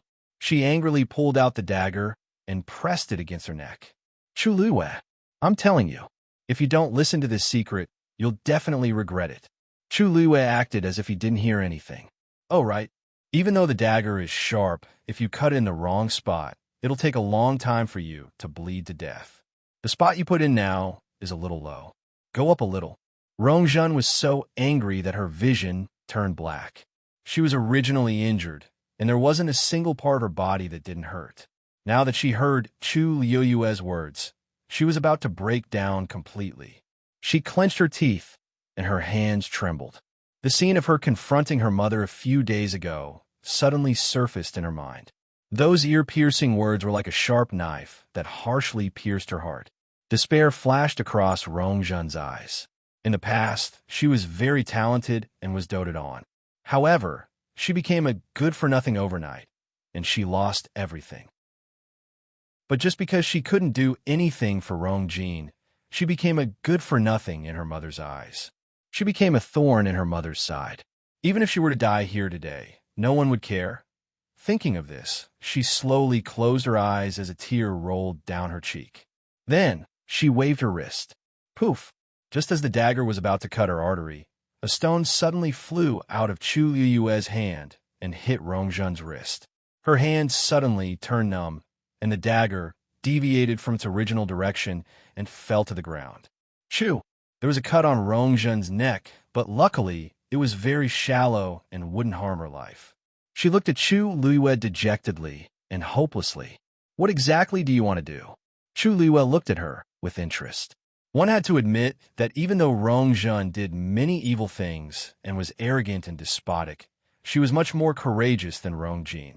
If Rong Zhen was the one facing such a situation, he wouldn't even have the courage to hold a dagger. From this aspect, Rong Zhen was still more outstanding than Rong Zhen. You can tell me the secret now. Rong Zhen was dazed, and her eyes were filled with suspicion. Really? Why you're sure you won't kill me? Chu Luiyue nodded. Of course. Mobile users, please browse and read. A better reading experience comes from Love Network. Chapter 323. After Chu Luiyue finished speaking, he glanced at Shui beside him. Shui understood and immediately dashed out. Its body was huge and muscular, but its speed was extremely fast, almost like a bolt of silver lightning. The next moment, it rushed in front of Elder Meng. The moment Elder Meng saw it move, he already realized the danger. He moved his feet and turned to run. But after a few steps, a white figure flashed in front of him, and a white lion appeared in front of him, blocking his path. Force gathered in Elder Meng's palm, and he hurriedly threw a punch. Longyang punch. Mockery flashed across Shui's icy blue eyes. Then it raised its claws. Swish! Elder Meng's punch was harshly torn apart. Even his hands were bleeding profusely. Elder Meng was pushed back by this strong force and almost fell to the ground. When he finally stabilized himself, he saw the white lion slowly approaching him. Without a second thought, he turned around and fled. Roar! A roar suddenly sounded in the forest. Elder Meng took half a step forward, and his body suddenly froze. Then viscous blood flowed out of his ears. Bang! He suddenly fell to the ground, no longer breathing. Chu Luiyue walked over, not surprised at all. The suppression of a high-level fiend was enough to directly shatter a Stage 5 warrior's organs. She used a tree branch to remove the black cloth on Elder Meng's face, and an old and unfamiliar face appeared in front of her. Chu Luiyue raised his brows and looked at Rong Zhen. Rong Zhen forced herself to calm down and slowly said, "This is Elder Meng. This is Elder Si Meng. He has been secretly protecting me all these years. Someone from the Si family? Yes. The Si family doesn't seem to have such an elder, right? He faked his death 20 years ago, but in reality, he has been serving Mother all these years." Chu Luiyue instantly recalled that the current Empress, Si Huijing, was the Si family head's younger sister. It seems like the Empress and the entire Si family have reservations about His Majesty. No, The rest of the Xi family doesn't know about this. Even though Rongzhen hated the Empress, she didn't want to drag the Xi family into this. Chu Luiyue, 4 villages. You have Xi Ming by your side, but what about Rongjin and Rongqi? Rongzhen shook her head. The Imperial Palace is heavily guarded. An Imperial mother doesn't dare to go too far. In the past, Elder Xi Ming mostly protected Rongjin, but ever since I got injured, he started following me. Now that Xi Ming was dead, the last bit of hope in her heart was completely shattered. As Chu Luiyue listened, he took out a jade bottle from his Chinquan bag and poured something on his Xi Ming's body. Rongzhen had already guessed what it was, but she cowered and didn't dare to speak. Sure enough, after a short while, Xi Ming's body completely disappeared. Not a single trace was left behind.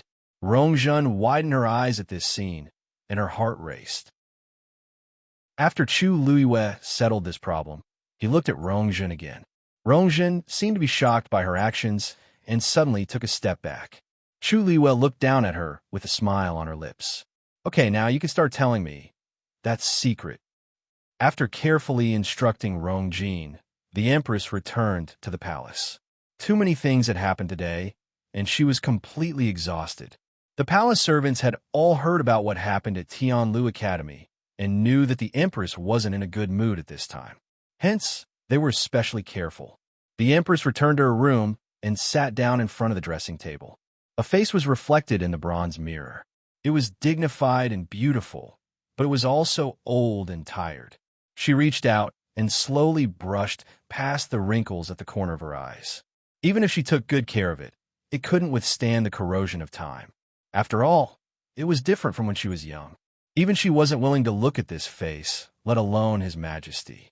Besides, even if she went back to more than 10 years ago, her face wasn't the one that His Majesty loved the most.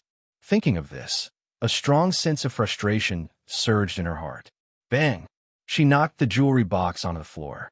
The palace servants serving her at the side immediately knelt down. Your Majesty, please calm down. The Empress wanted to get angry and kill everyone here. But in the end, she held herself back. None of this was important. As long as Rongjin could stabilize his position as the crown prince, there was still hope for everything. She would definitely be the final winner. Thinking of this, she softened her tone. You don't have to be nervous. This consort was just too tired and made a mistake. Put everything away. Yes. The palace servants hurriedly picked up the scattered jewelry one by one and put them back into the box. The Empress asked faintly, How was the 4th princess today? The palace servant hurriedly said, replying to Your Highness, the 4th princess is still in the palace today and is unwilling to come out. The food sent and seems to be useless too. The Empress paused and frowned. After she hit Rongzhen a few days ago, Rongzhen refused to come out. Even though she regretted hitting Rongzhen, she also felt that Rongzhen's temper should change. In this kind of situation, how could she still be arrogant and unbridled? Instead of thinking about how to share Rongjin's and my worries, she only cares about herself. Does she think that she's still the 4th princess that everyone doted on? She originally wanted to give her the cold shoulder for a few days so that she would learn to behave. However, it seemed like it was impossible now. She stood up and said, I'll go and see her. When the Empress walked to Rongzhen's bedroom, it was already evening. When the palace servants saw the Empress, they were all shocked. Greetings, Your Highness. The Empress looked around and indeed didn't see Rongzhen.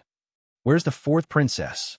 Replying to Your Highness, the 4th princess is still in the room.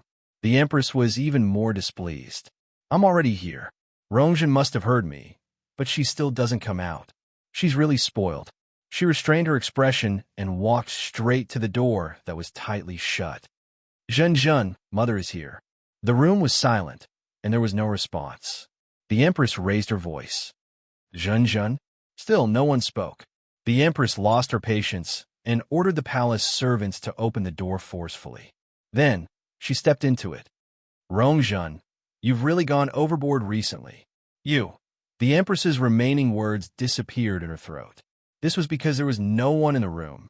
She looked around. Zhen, dead silence. This time, the Empress finally panicked.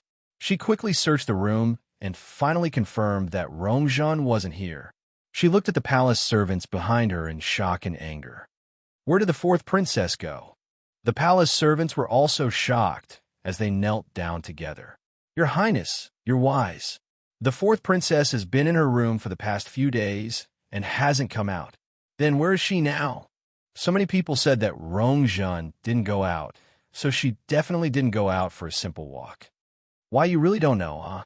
The Empress casually grabbed the teacup beside her and harshly threw it at the palace servants. Hurry and find her for me. If you can't find the fourth princess, you'll all have to hand over your heads. Mobile users, please browse for a better reading experience from Love Network. Chapter 324. Yes, the palace servants were also scared out of their wits and hurriedly responded. Just as they were about to leave, the Empress said sternly, Also, you can't let others know about this. If it reaches His Majesty's ears, be careful of your lives. Yes. The palace servants hurriedly left.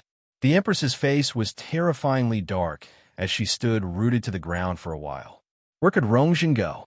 Her pearl of essence was shattered, and she didn't have any cultivation left.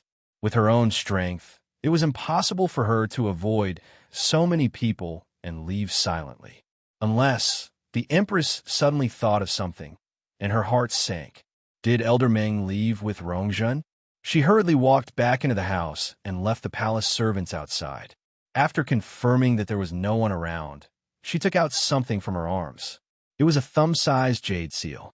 She usually used this to contact Elder Meng. She gently twisted the seal. Kacha! A soft sound was heard. She looked at the bottom of the seal. But to her disappointment, there was no reaction. The Empress frowned. Even if Elder Meng left with Rongzhen, he should have received this news. In the past, he would respond quickly, but now she paused for a while and tried again. Still, there was no reaction. The Empress became increasingly anxious. Elder Meng had been with her for many years, but this had never happened before. This made her feel very uneasy. She couldn't help but size up the room again. Everything was normal, except that there was one person missing. The Empress felt her head hurt and rubbed her glabella. Where exactly could Rongzhen have gone? There were enough things today, but Rongzhen just had to add to the chaos at this time. If His Majesty finds out, he will blame me even more for not doing my duty as a mother. Our current situation is already difficult enough. What is wrong with Rongzhen? When I find her, I will teach her a lesson no matter what. Bam! All of a sudden, the seal in her hand exploded. The Empress was shocked and directly threw out. The seal that was already broken rolled on the floor and completely disintegrated. Her Majesty? What's wrong? The palace servants outside hurriedly asked when they heard the sound. The Empress instinctively shouted, Nothing. Nobody is allowed to come in. As she spoke, she hurriedly walked over and picked up the broken pieces of the seal. She opened her eyes wide and looked at the thing in her hand in disbelief. It took her a long time to recover. This is Old Meng is dead. Her body trembled uncontrollably with shock and fear. Elder Meng was actually dead. He was a rank 5 warrior. All these years, he had done many things for her and had never made a single mistake. How could he suddenly die now? The Empress was suddenly stunned. Wait a minute. If it was really Elder Meng who took Zhenjin out, and now that he was dead, wouldn't Zhenjin? Thinking of this, she quickly got up. If Zhenjin was really in danger, she had to send someone to save her as soon as possible. But halfway there, she stopped. Telling His Majesty about this was the fastest and most effective way. After all, His Majesty could mobilize too many people. If she blindly sent people to search, who knew when there would be news? But how was she going to explain how Rongzhen left so quietly? Once His Majesty conducts a thorough investigation, he will definitely find Elder Meng, even if he's already dead. By then, not to mention Rongzhen, she might not even be able to sit on her throne as the Empress. She hesitated for a moment and fell into a dilemma. After hesitating for a long time, she finally decided to hide this matter first. If she could find Rongzhen as soon as possible, everyone would be happy. If not, In a life and death situation, Rongjun would definitely think of ways to protect herself. After all, she still had Silverfly with her. Now, the mother and son pair couldn't create any more trouble. The Chu family. Chu Ning followed the wooden vines to the Chu residence. Standing in front of the door and looking at the very familiar door, he had a lot of thoughts and complicated feelings. He used to be proud of the Chu family and tried his best to give up everything for the Chu family. But in the end, the Chu family only left him with endless painful memories. If it weren't for the family head, he definitely wouldn't step through this door again. The guard standing at the door saw him from afar and immediately bowed respectfully. "Welcome back, eldest young master." They were very attentive and had flattering smiles on their faces. Even when Chu Ning was at his peak, he had never been treated so warmly. However, the smiles on their faces were glaring and even disgusting to Chu Ning. He could still clearly remember how these people had treated him in Ur a few months ago. How long had it been? And things had become like this. Every dog has its day. He ignored those people and walked straight through the door. Passing through the courtyard, he walked toward the hall. But before he reached the place, he saw that the Chu family had already gathered outside the hall. Seeing his figure appear, someone immediately went up to welcome him. "Big brother, you're finally back." Looking at the smiling man in front of him, Chu Ning knitted his brows. Chu Ji came from a branch of the Chu family and had always been at odds with him. In the past, when he was in the limelight, Chu Ji was jealous and always felt that he had stolen his reputation and glory. Later on, when he fell from grace, Chu Ji secretly made things difficult for him. Chu Ning's lips curled up into a cold smile. "Chu Ji, it's been a long time since I called you big brother. It seems you haven't called me that in 10 years, right?" A trace of awkwardness flashed across Chu Ji's face, but he quickly squeezed out an eager smile and pulled Chu Ning's arm with one hand. "Ha ha, big brother, you still like to joke as before. Please come in. Everyone has been waiting for you for a long time." Chu Ning easily avoided his hand and looked at the crowd in front of him. He quickly looked around and sneered in his heart. Not only Chu Ji, but all the important figures of the Chu family were here. Who else could it be but the great elder Chu Xiao standing in the middle? However, at this moment, compared to the eager and enthusiastic expressions of the others, his expression was still not good. "We're all family. Why are you standing here? Why aren't you coming in to talk?" Chu Xiao said firmly. Chu Ning smiled. To be able to say such words of compromise was probably the biggest concession Chu Xiao could make. However, he did not return to the Chu family today to continue looking at Chu Xiao's face. "Great Elder Chu, you seem to have forgotten something. And I have already completely severed ties with the Chu family. We really can't be considered a family, right?" Chu Xiao's expression turned cold. "How dare you?" Chu Ning placed one hand behind his back and said indifferently, "Great Elder Chu, if you have anything to say, just say it directly. However, this reprimand, forget it. Mobile users, please browse and read. A better reading experience comes from the Love Network." Chapter 325. Just as Chu Xiao was about to flare up, the person beside him hurriedly whispered, "First Elder, it wasn't easy for us to invite Chu Ning back. Don't fall out because of an argument. Business is more important. Business is more important." Chu Xiao could only suppress the anger in his heart. In any case, the invitation had already been written.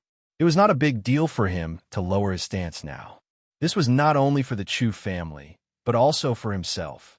Thinking of this, he adjusted his expression and restrained the anger on his face. "You can't say that here. So many people are standing here. What do you think it looks like? Come in first." With that, he turned around and returned to the hall. A small portion of the others followed him in, while the majority of them were still looking at Chu Ning, as if waiting for him to move. Chu Ji didn't dare to provoke him again. He only said eagerly from the side. He said eagerly, "Big brother, please go first. You're the big brother, so you should naturally go first." Chu Ning glanced at him. There was no embarrassment on Chu Ji's face. Instead, it was filled with excitement and fawning. Seeing that Chu Ning was sizing him up, he quickly said, "Big brother, you haven't been back for a while.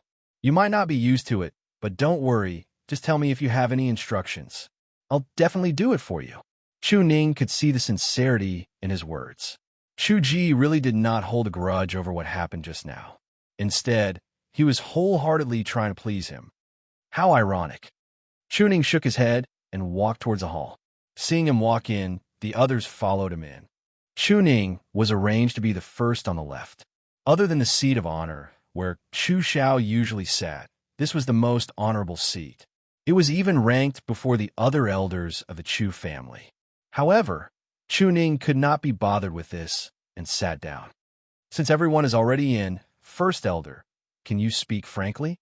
He did not want to waste time here. The longer he stayed with these people, the more unbearable he felt. Therefore, he planned to quickly resolve the matter and return. Chu Xiao was dissatisfied with Chu Ning's attitude, but he knew that now was not the time to be calculative.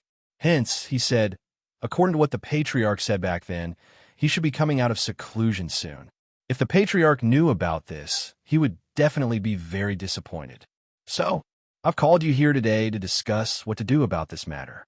Chu Ning chuckled, but there was no mirth in her eyes. "What else can we do? Since it had already happened, could it be that they were going to pretend that it never happened? When the patriarch comes out of seclusion, I will personally explain to him." Everyone was stunned and looked at each other. They seemed to have never expected that Chu Ning would actually say this. Chu Ji couldn't help but say, "Big brother, don't you always respect the patriarch the most? Severing your relationship with the Chu clan is equivalent to severing your relationship with the clan head. If the clan head knows about it, he will definitely be very upset." Chu Ning said calmly, "I know, whether it was in the past or now, my respect for the patriarch has always been the same. But now that things have come to this, no one can turn back. So, no matter how the patriarch views me, I will accept it." "Are you serious?" Even Chu Xiao could not help but ask. Clearly, he was extremely shocked by Chu Ning's words. Everyone in the Chu family knew that Chu Ning was a very sentimental person. I thought that bringing up the family head would make him regret his decision back then, but now it seems that it's a little unexpected. Chu Ning nodded. "Of course. Every word I said was carefully thought out." The hall fell into an awkward silence. He had already said this, so how could the others say anything? After a long while, Chu Xiao frowned and said, "Chu Ning, since you've already said so, then there's no need for us to be so polite. You should know why I called you back today." Chu Ning's face was sincere. "I'm sorry, I really don't know. Is it to apologize to you or in me, to ease the relationship with us father and daughter, or to beg us to come back? If you don't say it, how can I guess?" Everyone's expression became awkward again. Chu Xiao suppressed his anger. "Chu Ning, don't go overboard." "I really don't know. That's why I asked. Is this considered going overboard?" Chu Ning sneered and swept his gaze across everyone. "You can't be asking me to come back to chat, right? Enough." Chu Xiao felt that these words were very ear-piercing. He finally couldn't hold it in anymore. He stood up angrily and stared at Chu Ning. "Don't you just want us to admit that we want you to come back? Not let beg," Chu Ning corrected sincerely. Chu Xiao's face kept changing between green and white. "Chu Ning, you're right. Now, the entire Chu family hopes that you and Lu Yu can come back and become a member of the Chu family again." The third elder, who had been silent all this time, suddenly spoke and looked at Chu Ning kindly. "The Chu family has wronged you and your father, so you can choose whatever you want. If you agree to come back, everyone in the Chu family will be grateful. If you don't, then what happened today never happened." The third elder's words made the Chu family members even more embarrassed, but they had to endure it. After all, someone had to say this. Moreover, they were indeed the ones who were begging. Chu Ning's expression softened a little, and he nodded slightly at the third elder. "Thank you for pointing it out, third elder. My answer is, I don't agree." This answer was also within everyone's expectations, but they had already prepared a lot of persuasive words. "Chu Ning, think about it carefully again. After all, the Chu family is the place where you were born and raised. Don't you have any attachment at all?" "Yes. Big brother, if you're still angry about what happened to Chu Yan's family, then it's not worth it. You probably don't know that Lu Yao instigated the Gu family's madam to cause trouble at Tianlu Academy and was taught a lesson by the Gu family's master. And Chu Yan is still lying in bed and can't get up. That couple has caused so much trouble for the Chu family. Now that the Chu family has declined and caused so much trouble, it's really in danger. Chuning, are you really going to watch from the sidelines? When a master comes out of seclusion, how are we going to explain to him? If you're still holding a grudge about what happened in the past, then we'll let you take revenge. How about that? All right, and Lu Yu, we've already locked up all the servants who bullied her in the past. As long as you come back, you can do whatever you want with them. All kinds of voices mixed together, making Chu Ning feel extremely annoyed. He suddenly sneered. Oh, is that so? If I remember correctly, many of you here have done the same thing, right? If you really want to settle the score, then you can't escape, right? The hall instantly quieted down. Chu Ning looked at Chu Xiao and said coldly, for the first one, why don't we start with First Elder Chu? Digression, tomorrow at noon. Please browse and read for mobile users. A better reading experience comes from the Love Network. Chapter 326. Chu Xiao frowned. Chu Ning, do you know what you're saying? Chu Ning leaned back in his chair with a relaxed expression and a cold gaze. Of course. If you don't accept, then let's end the discussion here. As he spoke, he was about to stand up. Chu Xiao was about to shout angrily, but the person beside him spoke first. Chu Ning, we know that the Chu family wronged you and your daughter first. It's understandable for you to make this request. However, so much time has passed. Are you going to investigate everything one by one? I remember each and every one of them clearly. I won't malign anyone. Chu Ning glanced at the person who spoke. Why don't we start with you? That person was speechless. The entire hall fell into dead silence again. Who knew what Chu Ning would think of to punish and take revenge on them? Only a fool would stand out at this time. However, it was difficult for them to give up just like that. Chu Ning had been promoted to the commander of the Imperial Guards and held great power in his hands. However, this was not the most important thing. The key to the problem was still Chu Luiwei. It would be fine if she was just an ordinary cultivation genius, but she was clearly more outstanding than most people. Otherwise, she wouldn't have been able to take first place twice in the Qin Jiao competition. Moreover, she was extremely talented as a celestial physician. From the moment she could refine pills, she was already considered a true celestial physician. One had to know that no one in the Chu family had achieved this in so many years. What made them even more tempted was that Chu Luiwei had a Daijinjuan meridian and was chosen by Mu Qinghe to cultivate in the Tianling dynasty in the future. What an honor this was! If Chu Luiwei was still a member of the Chu family, then the entire Chu family status would instantly rise. By then, not only would they be able to maintain their position as one of the four major families, they might even be able to replace the C family as the #1 family. How could they give up such a huge temptation in front of them? Big brother, for the sake of the master, why don't we compromise? Chu Ji cautiously said. Chu Ning asked, what do you mean? Chu Ji glanced at Chu Xiao and smiled awkwardly. About that, if we were to count the things that happened in the past one by one, it would be quite troublesome. Why don't we formally apologize to you and Lu Yu and compensate you according to your suggestions? In order to show our sincerity, this matter should start with the great elder. How about it? Chu Xiao raised his eyebrows. Chu Ji, do you want this old man to lower his head and apologize first? Cough, cough. Grand Elder, you don't have to be so blunt, except for the patriarch. Right now, you're the most respected person in the Chu clan. Isn't it the most convincing to start with you? Even if it's for the Chu family. Chu Ji lowered his voice when he said the last sentence, but everyone in the hall heard it clearly. Everyone's hesitant and worried expressions quickly dissipated. First Elder, what Chu Ji said makes sense. You have indeed given Chu Ning and his daughter a lot of grievances in the past. It is only right for you to apologize. Yes, you've already written the invitation. Didn't you ask Chu Ning to come back today to discuss a solution? It's best to turn big problems into small ones and small ones into nothing. First Elder, didn't you say that we are all family? Since we are family, it's fine to lower our heads. Chu Xiao was so angry that his face turned green. These people who were usually respectful to him actually sold him out in the blink of an eye in order to establish a relationship with Chu Luiwei. After a long stalemate, Chu Xiao finally said coldly, "All right, in that case, this old man will apologize to you." Chu Ning smiled faintly. First Elder, are you apologizing or lecturing people? Chu Xiao choked. The people beside him hurriedly approached and said, First Elder, think about Vice Admiral Mu. The other families didn't have the chance to establish a relationship with him, and the fact that the blood of the Chu family flowed in Chu Liuyue's body was indisputable. As long as they were willing to agree to come back, these small matters wouldn't be a problem at all. Chu Xiao took a deep breath. In the past, this old man did some terrible things and hurt you and your father. Now, I apologize to you. I'm sorry. Chu Xiao's body trembled as he gritted his teeth.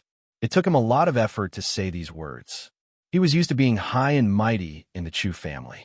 Now that he had to lower his head and apologize to Chu Ning, who he had always disliked, he felt extremely disgusted and broke down in his heart. He would settle this score in the future. The others didn't care about Chu Xiao's emotions at all. They all looked at Chu Ning expectantly. He had apologized and admitted his mistake. Now, Chu Ning should agree to return to the Chu family, right? But under their fervent gazes, Chu Ning didn't move. He just looked at Chu Xiao quietly, as if he was still waiting for something. There's still you are. His voice was cold as he said word by word. Everyone looked at each other. Chu Xiao suddenly came back to his senses. You want this old man to apologize to Chu Luiwei again? Chu Ning nodded as if it was a matter of course. Of course. I am me, and you is you er. Besides, she seems to have suffered more grievances than me all these years. Is it so difficult for you to apologize? Chu Xiao was about to go crazy. When did Chu Ning become so difficult to deal with? Then why didn't you say so just now? Chu Ning snorted. His gaze was mocking, but he suddenly stood up. It's so difficult for you to even apologize.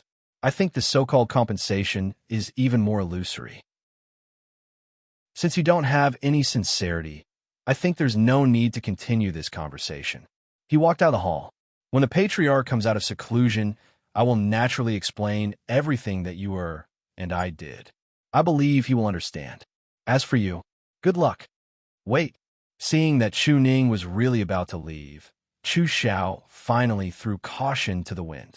As long as Chu Luiwei agrees to return to the Chu family, then this old man will personally apologize to her until she is satisfied. How about it? Chu Ning stood still, and a mocking smile appeared on his face. He turned around and looked at Chu Xiao. There's no need. Chu Xiao was stunned. What? Chu Ning laughed softly, but his voice was as cold as ice, chilling to the bottom of one's heart. The Chu family gave birth to me and raised me.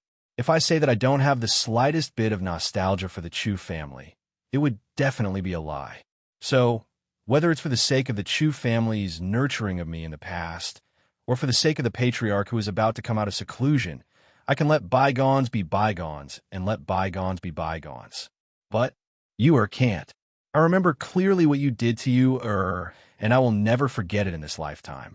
Even if all of you kneel on the ground and kowtow to apologize, even if you is really willing to forgive you, I can't do it. Digression, slowly updating. Mobile users, please browse and read. A better reading experience comes from Love Network. Chapter 327. With Shue's help, Chu Luiwei rushed home as fast as she could. Fortunately, she arrived before Chu Ning. After about 15 minutes, Chu Ning finally returned. Father, how did it go? Chu Luiwei asked. Chu Ning smiled. It's all settled. Chu Luiwei was a little surprised. They invited you back to discuss letting us go back, right? I rejected them. Chu Ning's answer was very straightforward. And I told them that we will never go back. Chu Luiwei was stunned. Then the family head I went there today because I wanted to make things clear to them. This way, if the family head asks, I can give him an explanation. However, from the beginning to the end, I have no intention of forgiving them. Chu Ning looked at Chu Luiyue and sighed softly. Because you are the person I want to protect the most in this world. Chu Luiyue's heart warmed up. She knew how much Chu Ning had compromised for her, so she felt especially grateful and warm. Thank you, Father. The next day, Chu Luiyue returned to the academy.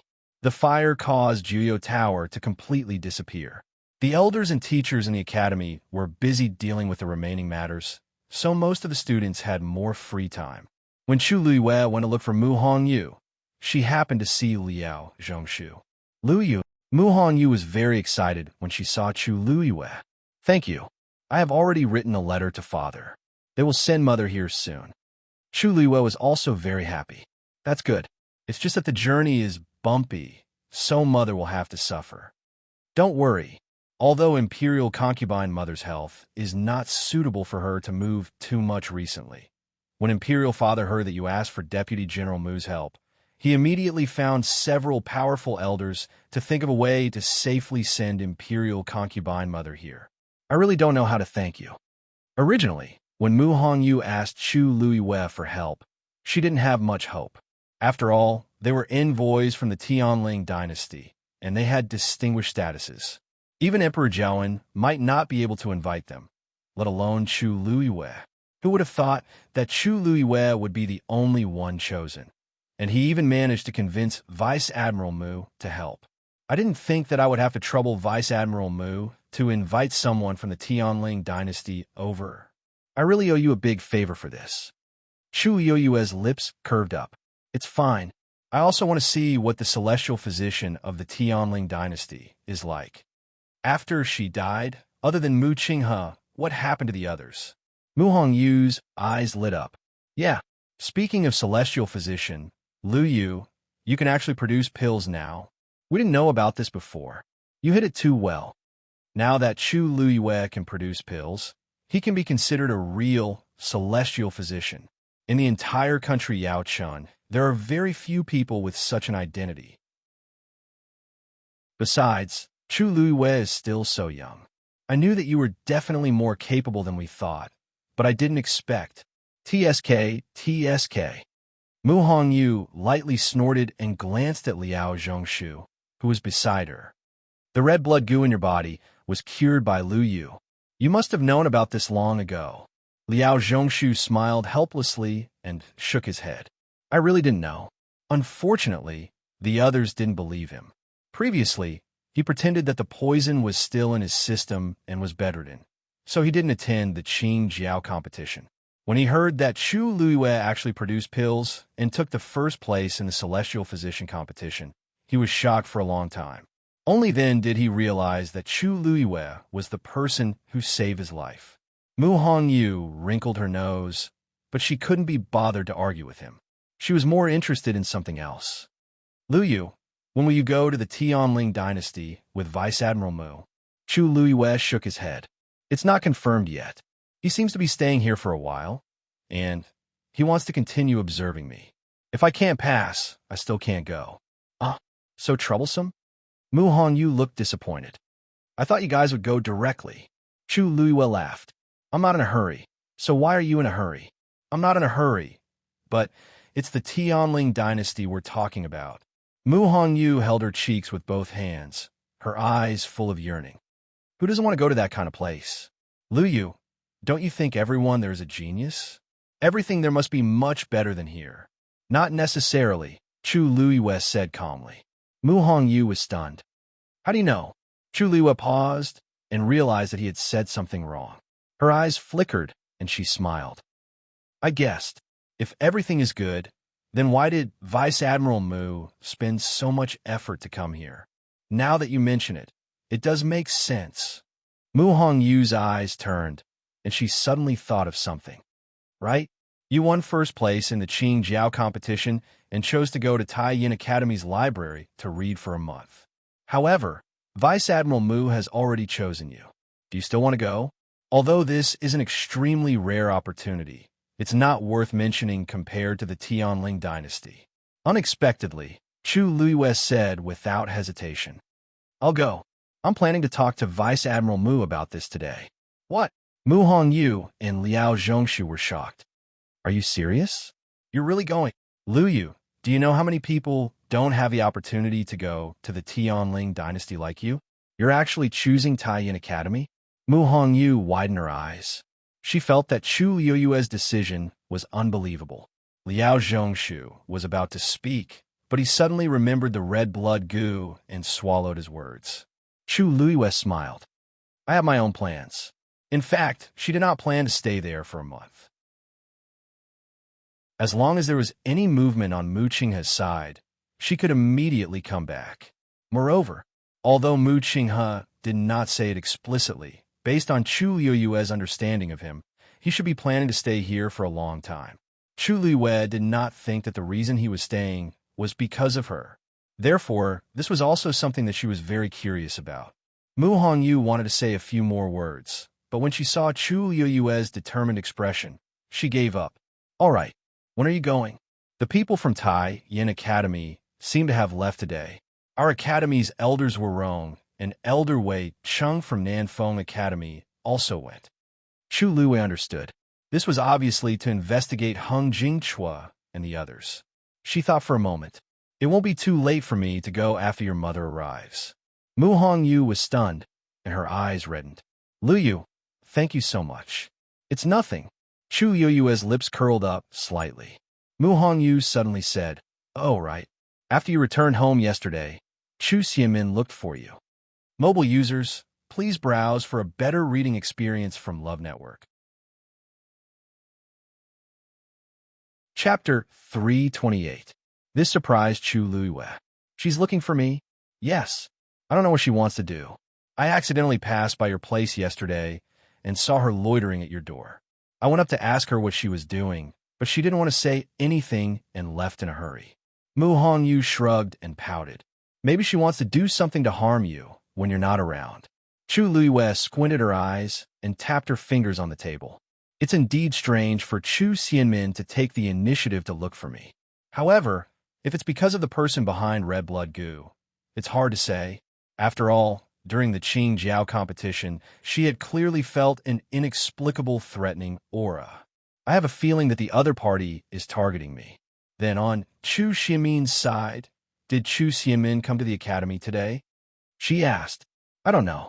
She probably came. Are you going to look for her? Mu Hongyu was a little worried.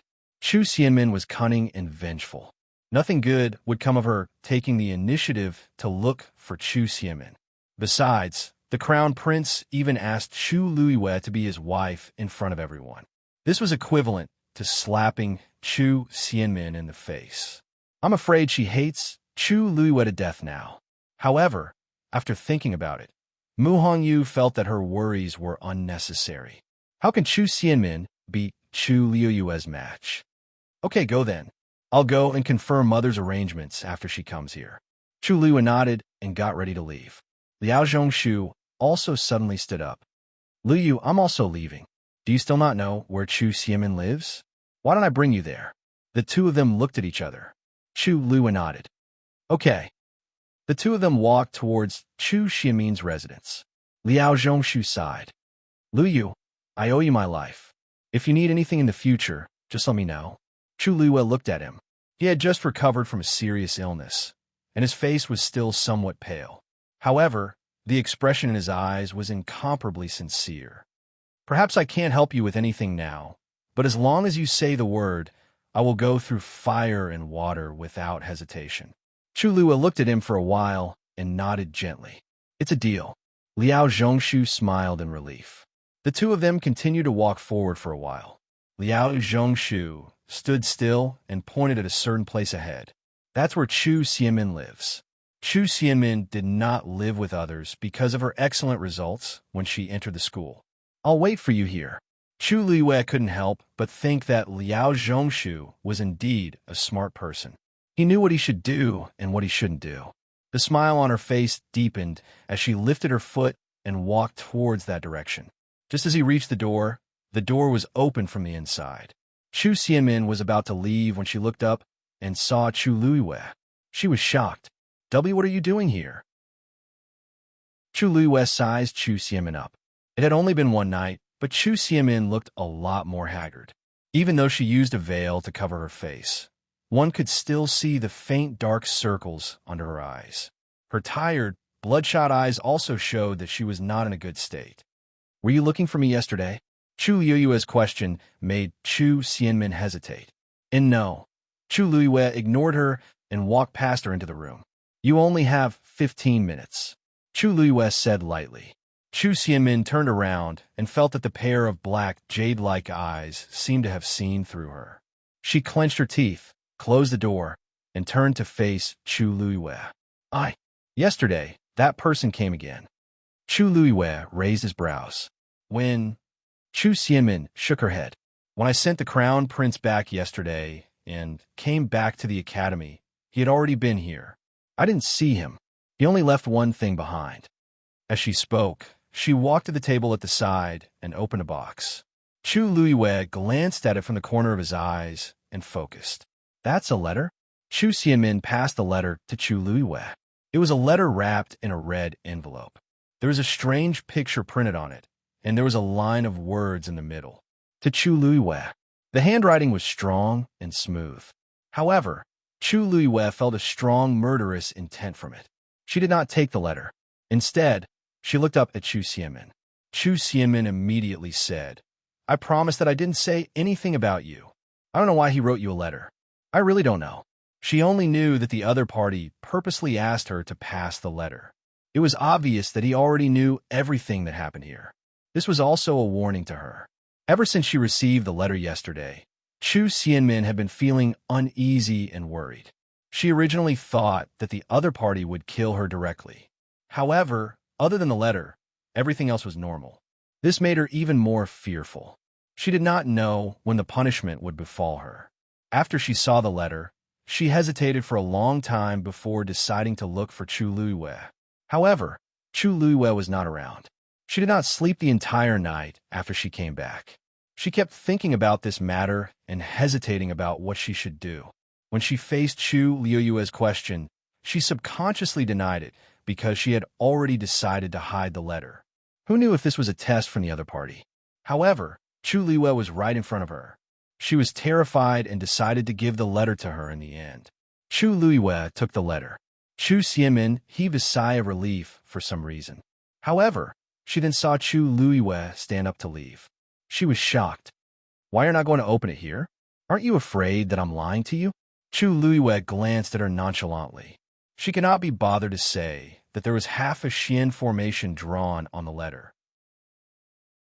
This Xian formation's level was so high that even the Academy's elders might not be able to use it.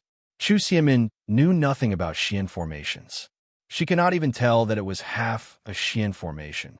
If she wanted to open the letter, she had to fill in the remaining half. Chu Xianmin did not have the chance to do anything even if she wanted to. Moreover, she did not have the guts to do so now. For some reason, Chu Xianmin felt that Chu Luiyue did not say a single word and only looked at her quietly. However, she felt that she was very small and laughable. She shut her mouth embarrassedly. Chu Luiyue kept the letter and left. Chu Xianmin suddenly thought of something and hurriedly shouted, "All right, since I've been discovered and the letter has been given to you, can you help me get rid of the poison in my body?" Whenever she thought of the horrifying scene of the poison acting up, she would have goosebumps all over her body. She would be terrified the entire night. "I don't have any value to you now. Why you can let me go?" Chu Luiyue glanced sideways and glanced at her nonchalantly. "You really don't have any value in this aspect, but I still need you to monitor someone." Chu Xianmin was dazed. "Oh, the Crown Prince, Rongjin." Mobile users, please browse for a better reading experience from Love Network. Chapter 329. See Family. Study Room. Si looked at the Empress, Si Hui Jing, in shock. "You said that Elder Meng is dead, and Rongjin is missing? When did this happen?" The Empress knitted her brows tightly. "Yesterday." "Then, why did you only tell me now? When I found out about this, it was already evening. How could I come out then? I even had to beg His Majesty for a long time to come today. The Empress rubbed her temples in frustration. She didn't sleep well last night, and she had nightmares. Her head was about to explode today. The Empress had a distinguished status, but she didn't have much freedom. Her every word and action was watched. She told His Majesty that too many things had happened recently, and that she was frustrated. Thus, she wanted to go back to the C family to take a look, so she came out legitimately.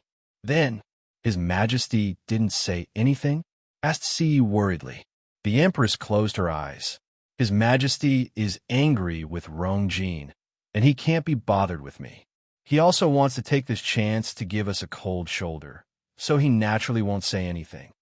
Ce sighed, and he couldn't hide his anger. I've heard about everything. Rongjin is too rash. He actually did such a thing. He's too confident in his position as the crown prince. Doesn't he know that there are many people in the Imperial city who want to catch him red-handed? The Empress couldn't be bothered to mention Rongjin, but he was her most important son after all, so she had to help him. I've already told him off. He promised that he won't do this again. C sneered and didn't care. If his promise was useful, he wouldn't have done such a thing. I used to think that Rongjin was petty, but it seems like the problem is more serious than I thought. He's brainless. The Empress glared at him unhappily. Big brother, it's fine if other people say it, but why are you saying it too? You're his uncle. C wanted to say something, but when he looked up and saw the Empress's haggard face, he paused and swallowed his words. Forget it. Let's not talk about him. Rongjin and Elder Ming's matters are more urgent. What exactly happened? Tell me in detail. The Empress's expression turned solemn, and she immediately recounted what had happened yesterday. So, we can confirm that Elder Ming is dead, and Rongjin is nowhere to be found?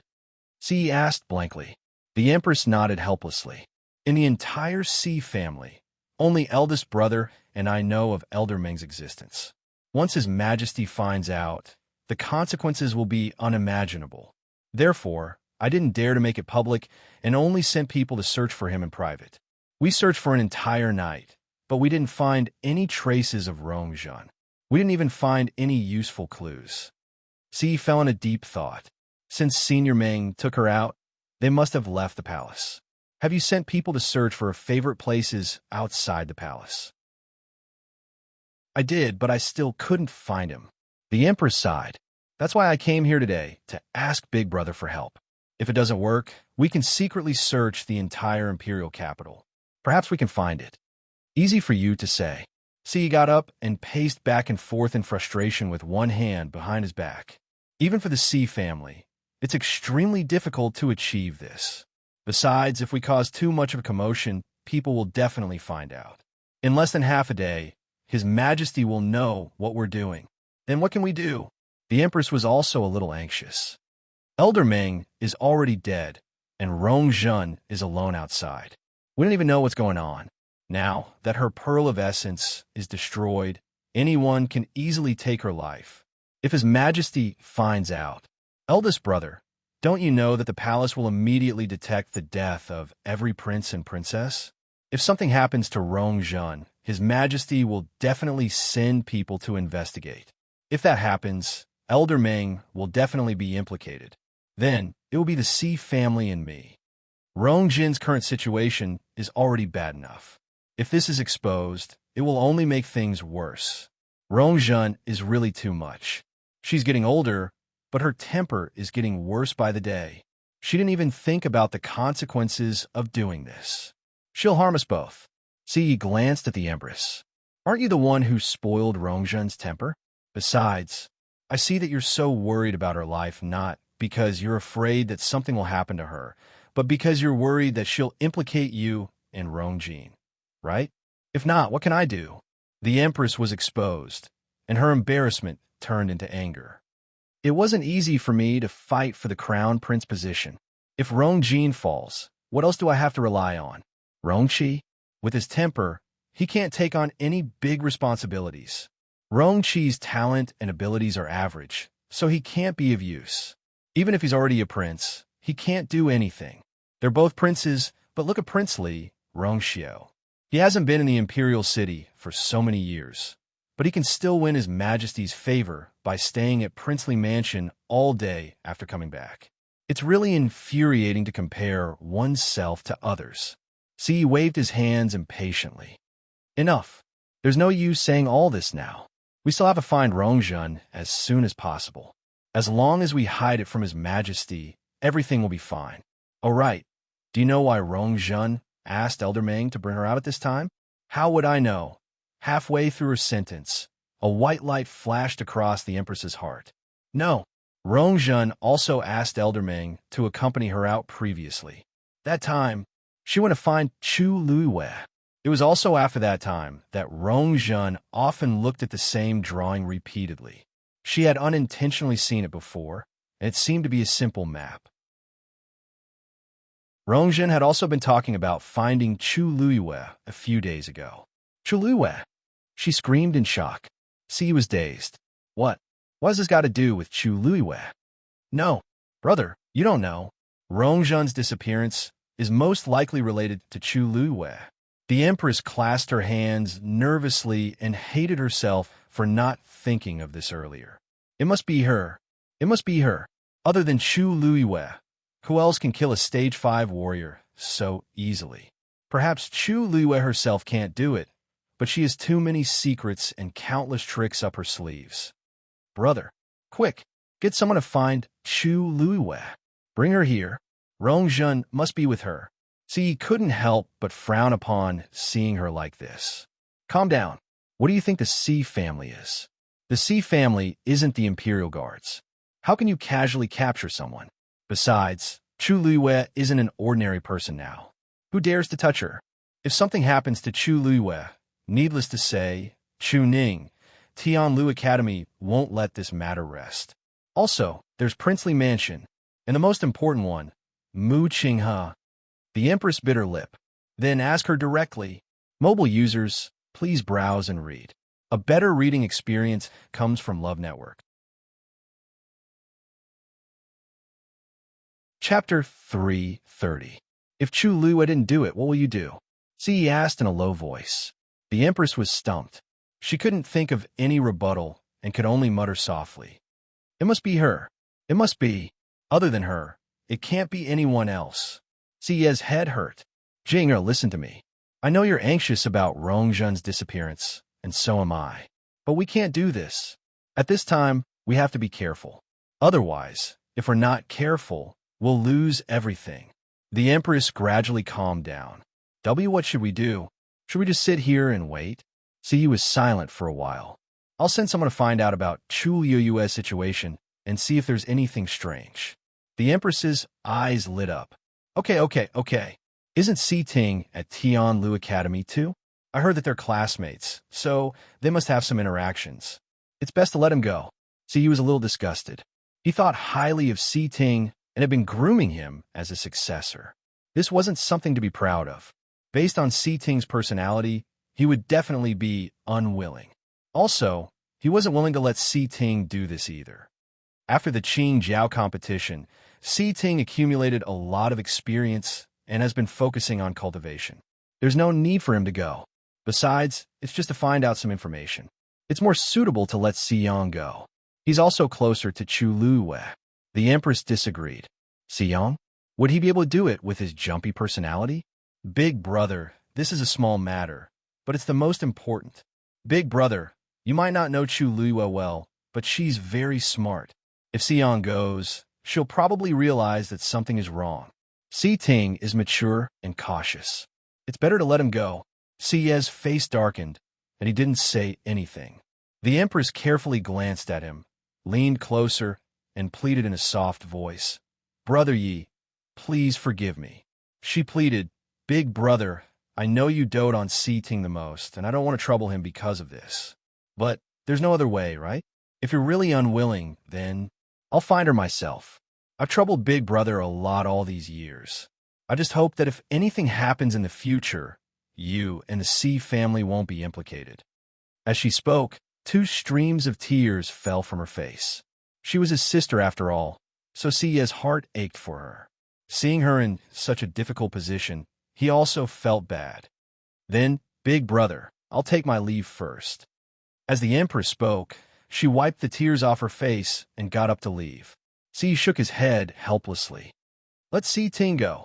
The Empress looked at him with surprise and gratitude, tears welling up in her eyes again. Thank you, big brother.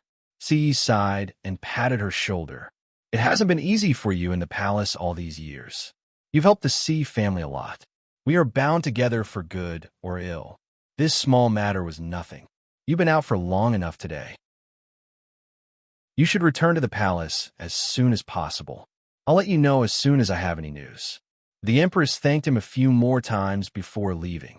Prince Li's mansion. Rongxiu reclined on the bed with his eyes closed. He stretched out an arm that was riddled with scars. Some of them were so deep that bone could be seen. It was badly mangled and looked extremely terrifying. Mo half knelt by the bed and carefully helped him change his dressing. Seeing the wounds on his master's body, even though he was used to killing, he still felt terrified. He lifted the gauze. Because of the bleeding and pus, a large portion of the gauze had already stuck to the flesh. Mo took a sharp knife and carefully cut away the stuck part. However, some parts of the wound still ruptured unavoidably. Mo quickly looked up at his master and sighed in his heart.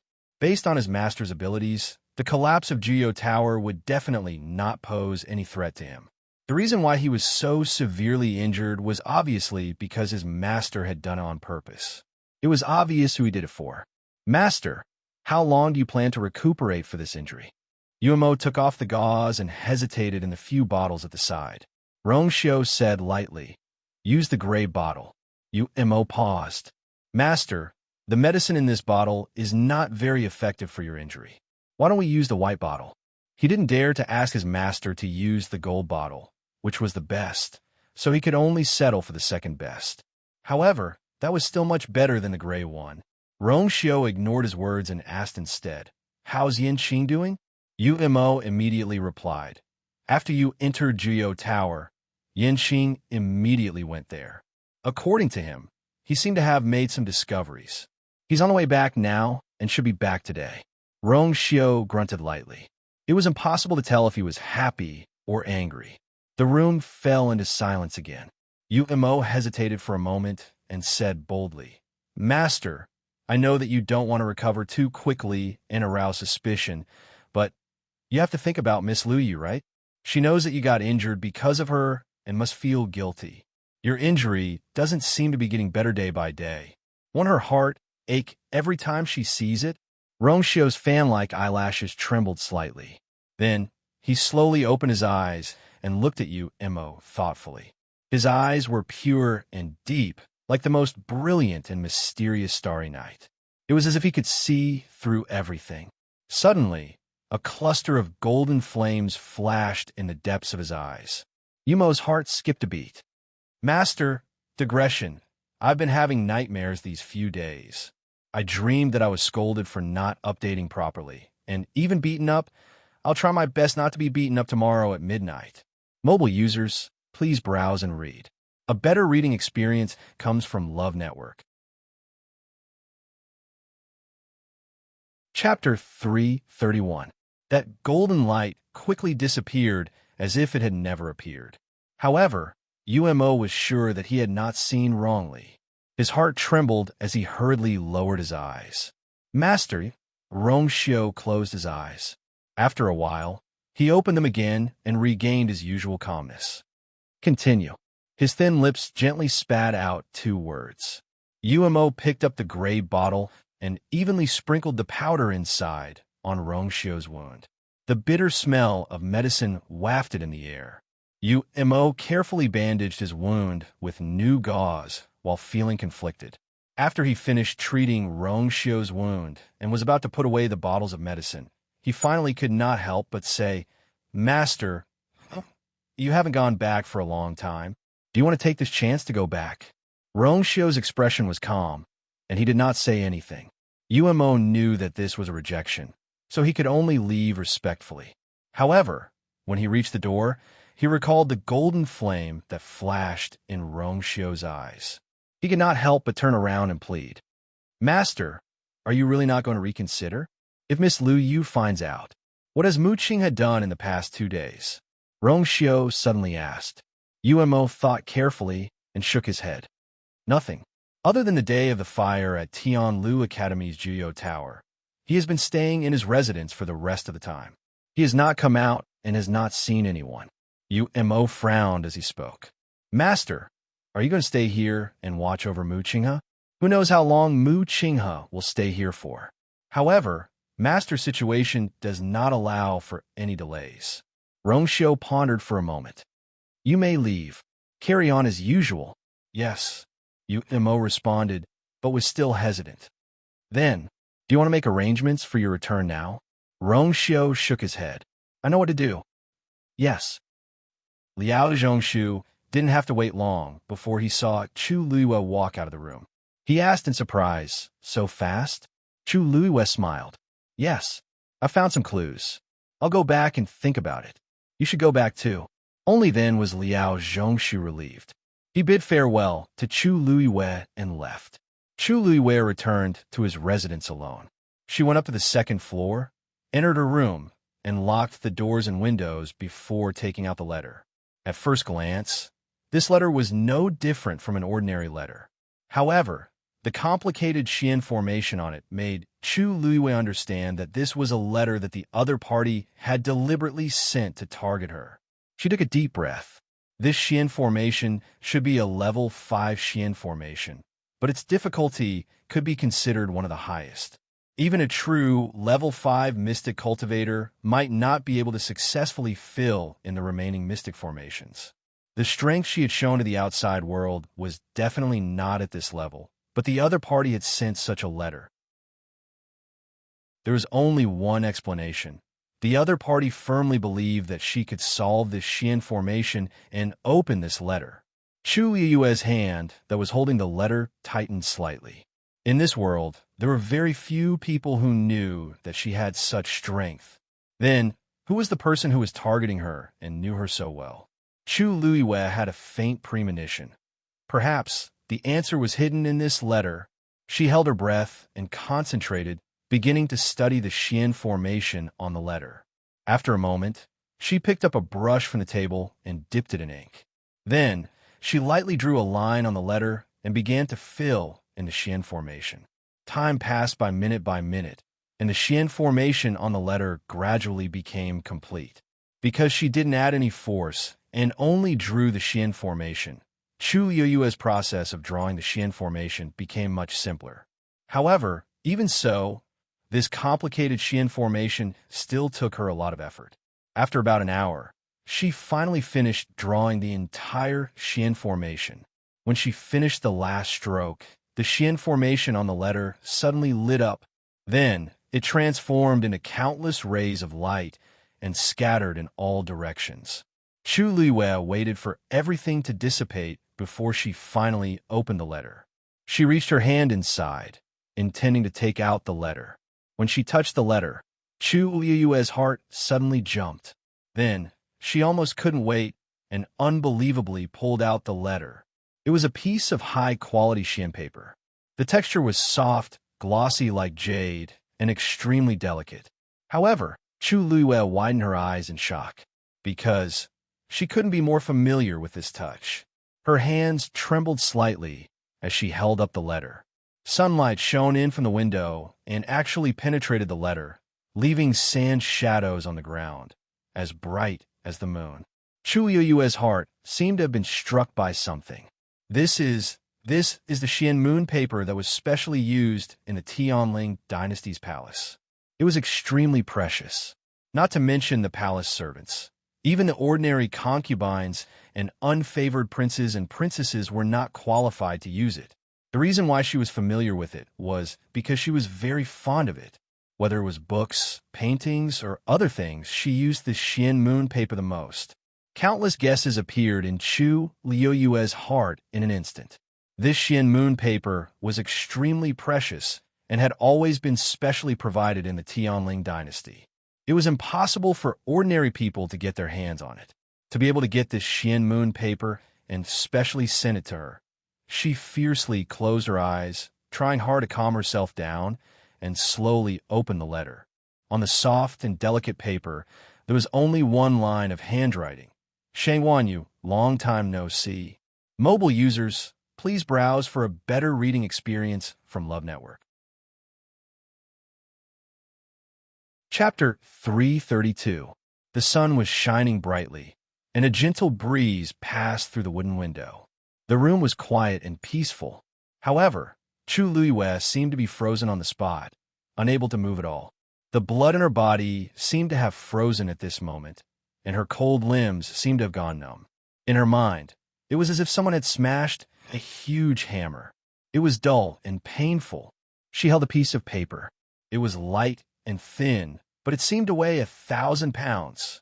She only felt her vision go white, and every word on the paper was like a sharp knife that ruthlessly pierced her heart. She almost couldn't breathe. Shangwanyu, Shangwanyu.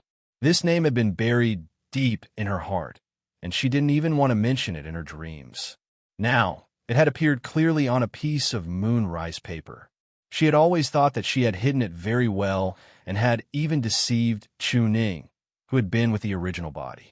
However, she didn't expect that someone had already known about it. The other party clearly knew her biggest secret, but she didn't even know who the other party was. Chu Luiyue felt dizzy. She bit the tip of her tongue hard, letting the sharp pain wake her up. She quickly looked around. After confirming that there was no one else around, she heaved a heavy sigh and looked at the letter carefully. There was only one sentence on the paper. Other than that, there was nothing else. Chu Luiyue compared the handwriting of that sentence with the handwriting on the envelope and found that it was indeed written by the same person. If she had seen such strong and vigorous handwriting before, she would definitely remember it. Unfortunately, no matter if it was in her previous life or this life, none of the people she knew had such a handwriting. However, the other party obviously knew her and had a high status. Or rather, they were extremely powerful. Otherwise, they definitely wouldn't have been able to obtain the moonrise paper. Chu Luiyue stared at the letter and fell into deep thought. Who could it be? Since her rebirth, she had been staying in country Yao Chen's imperial capital. This place was thousands of miles away from the Tianling dynasty, and she had no way of contacting anyone from the past. Moreover, after experiencing the inhumane torture in the Imperial Ancestral Hall, she had already lost her trust in everything in the past. Even Mu Qinghe, whom she had never suspected, had betrayed her, let alone the others. Her rebirth was her biggest secret and also her biggest trump card. She originally thought that she could become stronger step by step, and then go back and take revenge on those people, take back everything that belonged to him. But now that this letter had suddenly appeared, she suddenly realized that things were developing in a direction that she could not foresee. How have you been? How have you been? Chu Luiyue murmured as countless faces flashed through his mind. Judging from his tone, he seemed to be quite familiar with her. However, she really couldn't figure out who the other party was. At this moment, she suddenly felt a strange movement in her dantian. Holding his breath and concentrating, the original spirit looked inside. Inside his dantian, the water droplet quietly floated. Directly below, within the heavenly square medicinal cauldron, a black-colored flame transformed into a legendary three-eyed eagle illusion. It was ferociously staring at the outside of the heavenly square medicinal cauldron. Dumpling? The two fiends were fighting with each other through the transparent, heavenly square medicinal cauldron.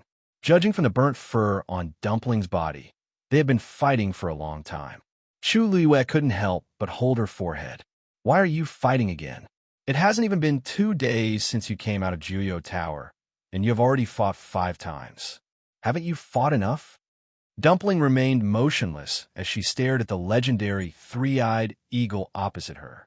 Although the legendary three-eyed eagle was a divine beast, it didn't have a physical body now.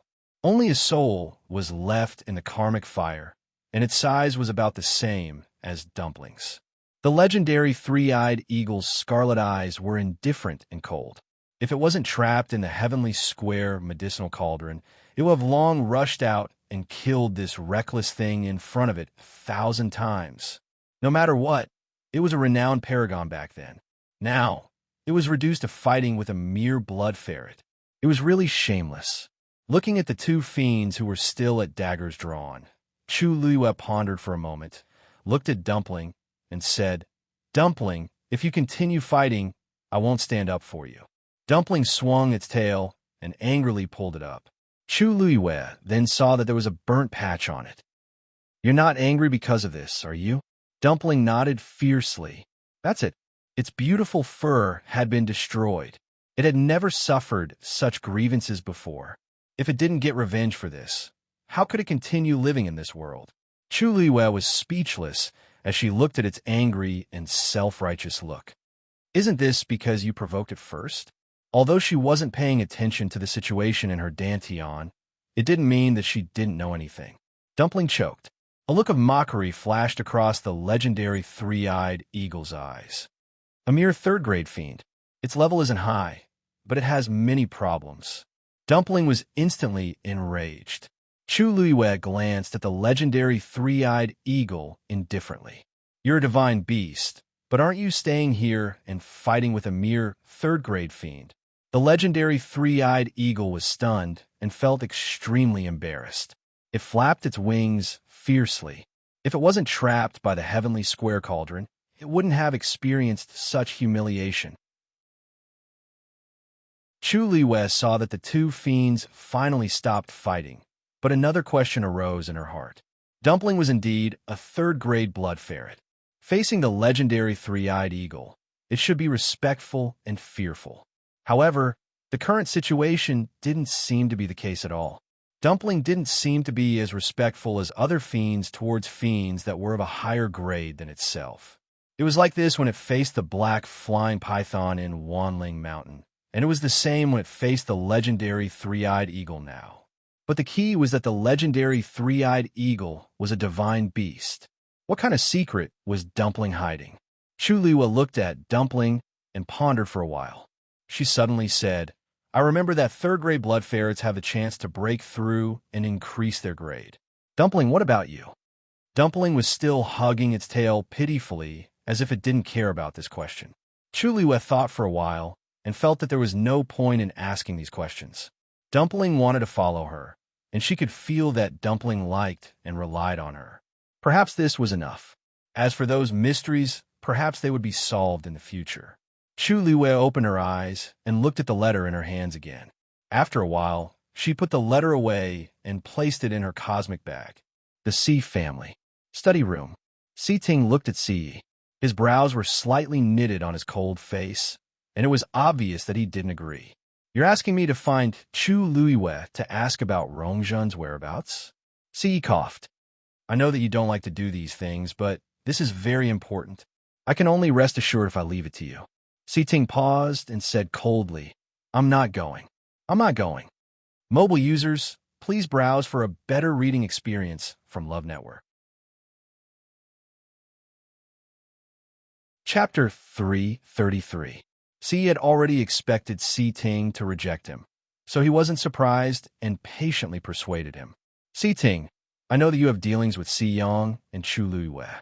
This isn't difficult for you. Master, I can't follow your orders." Si Ting interrupted Si Yi, which was rare of him. Si was stunned for a moment. It was only then that he realized that Si Ting was very resistant to this matter. But this doesn't just involve Rongzhen. It also involves the Empress and Rongjin. After all, the Empress is a member of the Si family. If anything happens to them, it will be a huge problem for the Si family. Si Ting glanced at Si Yi and calmly asked, "The Empress is the fourth princess. She should immediately inform His Majesty about her disappearance and get the Imperial guards to look for her. Why would the Empress secretly let the Si family do this? Also, it somehow involves Chu Luiyue." He remembered that Rongzhen and Chu Luiyue didn't interact much. The only time they met was at Crown Prince Rongjin's birthday banquet. That time, Rongzhen purposely humiliated Chu Luiyue in front of everyone, but she was taught a lesson by Chu Luiyue in the end. Perhaps Rongzhen hated Chu Luiyue from then on. According to her personality, it wasn't surprising that she secretly attacked Chu Luiyue after that. But now that she's missing, what does it have to do with Chu Luiyue? Si was at a loss for words. He couldn't tell Si Ting about Elder Ming's existence. But Si Ting was stubborn. If he wanted to get to the bottom of it, then these things are very complicated. Anyway, even if it's for the Si family, what can you do by asking? Si's head hurt. As long as you don't let Chu Luiyue find out that you're asking about Rongzhen, she'll definitely know. Si Ting said resolutely. Chu Luiyue was smarter than expected. Many times, even he couldn't tell what she was thinking. Master, I've been classmates with Chu Luiyue for a few months, so I have some understanding of her. If this matter really had something to do with her, then once I open my mouth, she would definitely be immediately alarmed. On the other hand, if there's no relationship between them, then asking her out of the blue will only arouse her curiosity and suspicion. Therefore, no matter how one looked at it, it was useless to get any information from Chu Luiyue. Si leaned back in his chair and fell in a deep thought. He knew that Si Ting's words made sense. But other than that, what else could he do? Get someone else to go. He was really worried. Si Ting looked at him with a dark expression. Patriarch, Chu Luiyue has already been selected by Vice Admiral Mu. Do you really want to put the entire Si family in danger for the Empress and the Crown Prince? Si Yi was suddenly shocked. Mu Qinghe was resting in her room. Red Demon stood by the window and groomed its feathers from time to time. The wounds from the previous fight had already healed, but it still felt that it had affected its image, so it had been staying obediently for the time being. It wanted to wait until it was completely healed before going out. Once bitten, twice shy. I've taught you this lesson too many times. If you don't listen, you'll be the one who suffers in the end. Mu Qinghe glanced at Hong Yao and poured herself a cup of tea. Hong Yao pretended not to hear anything. Mu Qinghe looked at the rising white smoke without any expression on his face. You're only a 7th grade fiend now. How dare you fight with a divine beast? Hong Yao froze. It had not revealed anything from the beginning to the end. How did Mu Qinghe know? Mu Qinghe narrowed her eyes when she saw its reaction. It seems like it's true. It had been tricked. Hong Yao suddenly understood and was very annoyed. Mu Qinghe was just guessing and tricking it. Hong Yao glared at Mu Qinghe fiercely. It was always like this.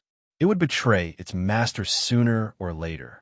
Mu Qinghe picked up the teacup and rubbed it slowly. Divine beast. This place is indeed. His voice was very low, and it was almost inaudible. Suddenly, Hong Yao felt a familiar aura. Its eyes lit up as it flapped its wings and flew outside. Mu Qinghe looked up slightly and looked at the door with deep meaning. Chu Luiyue looked up slightly and looked at the house in front of her. This was Mu Qinghe's residence in the Imperial City. There were no guards outside the door, and even the streets beside it were deserted. She didn't meet anyone on her way here. Those who didn't know would find it strange if they came here. However, Mu Qinghe was the one living here, so everything made sense.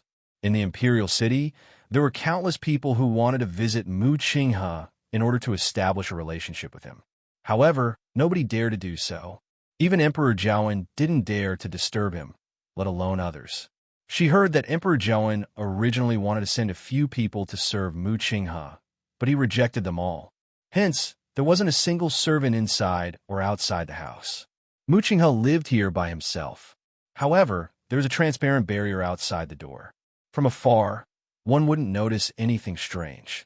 However, once one got close, they would immediately feel a strong suppression. Chu Luiyue was thinking about how to knock on the door when a green figure suddenly flew out from the wall and went straight for her. Hong Yao? Chu Luiyue looked shocked, but she thought in her heart, Hong Yao's sensitive sense of smell is still the same as before. It can even tell that it's me from so far away. Hong Yao happily flew in front of Chu Luiyue. I was about to die from boredom these 2 days. I didn't expect Chu Luiyue to come today. Hong Yao, your master. Creak. Before Chu Luiyue could finish her sentence, the door suddenly opened from the inside. An entrance appeared above the spirit formation. Hong Yao quickly flapped its wings, urging Chu Luiyue to hurry in. Chu Luiyue's lips curved up slightly as she walked in. Walking through the front yard and the corridor, Chu Luiyue finally came to her room. The door was open, and Mu Qinghe was sitting inside drinking tea. Chu Luiyue was hesitating whether to speak or not when Mu Qinghe said without raising her head, "Just come in." Chu Luiyue followed Hong Yao in. "Greetings, Vice Admiral Mu." After the first time, it was much easier to bow to Mu Qinghe again. Only then did Mu Qinghe look up. "If you feel bored here, then you can go and focus on your cultivation."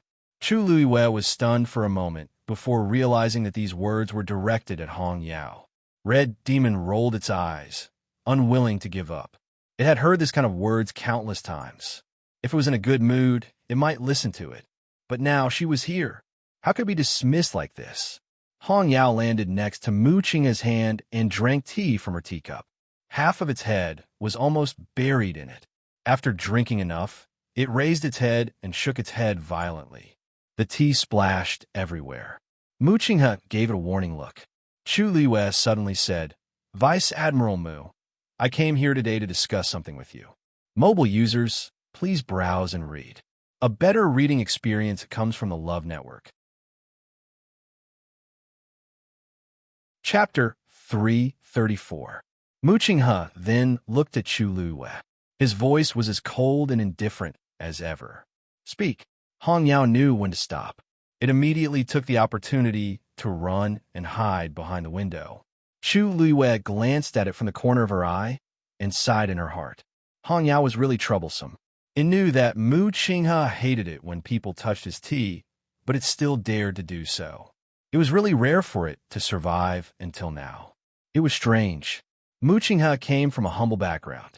When he was young, he had to snatch rotten buns from beggars and did not have a good day. Later on, when he followed her, his conditions in all aspects improved a lot. However, he was not like other people who had risen from poverty and were passionate about those luxuries. Instead, he was wholeheartedly focused on cultivation and war. Except for one thing, tea. Even she did not know when he fell in love with tea.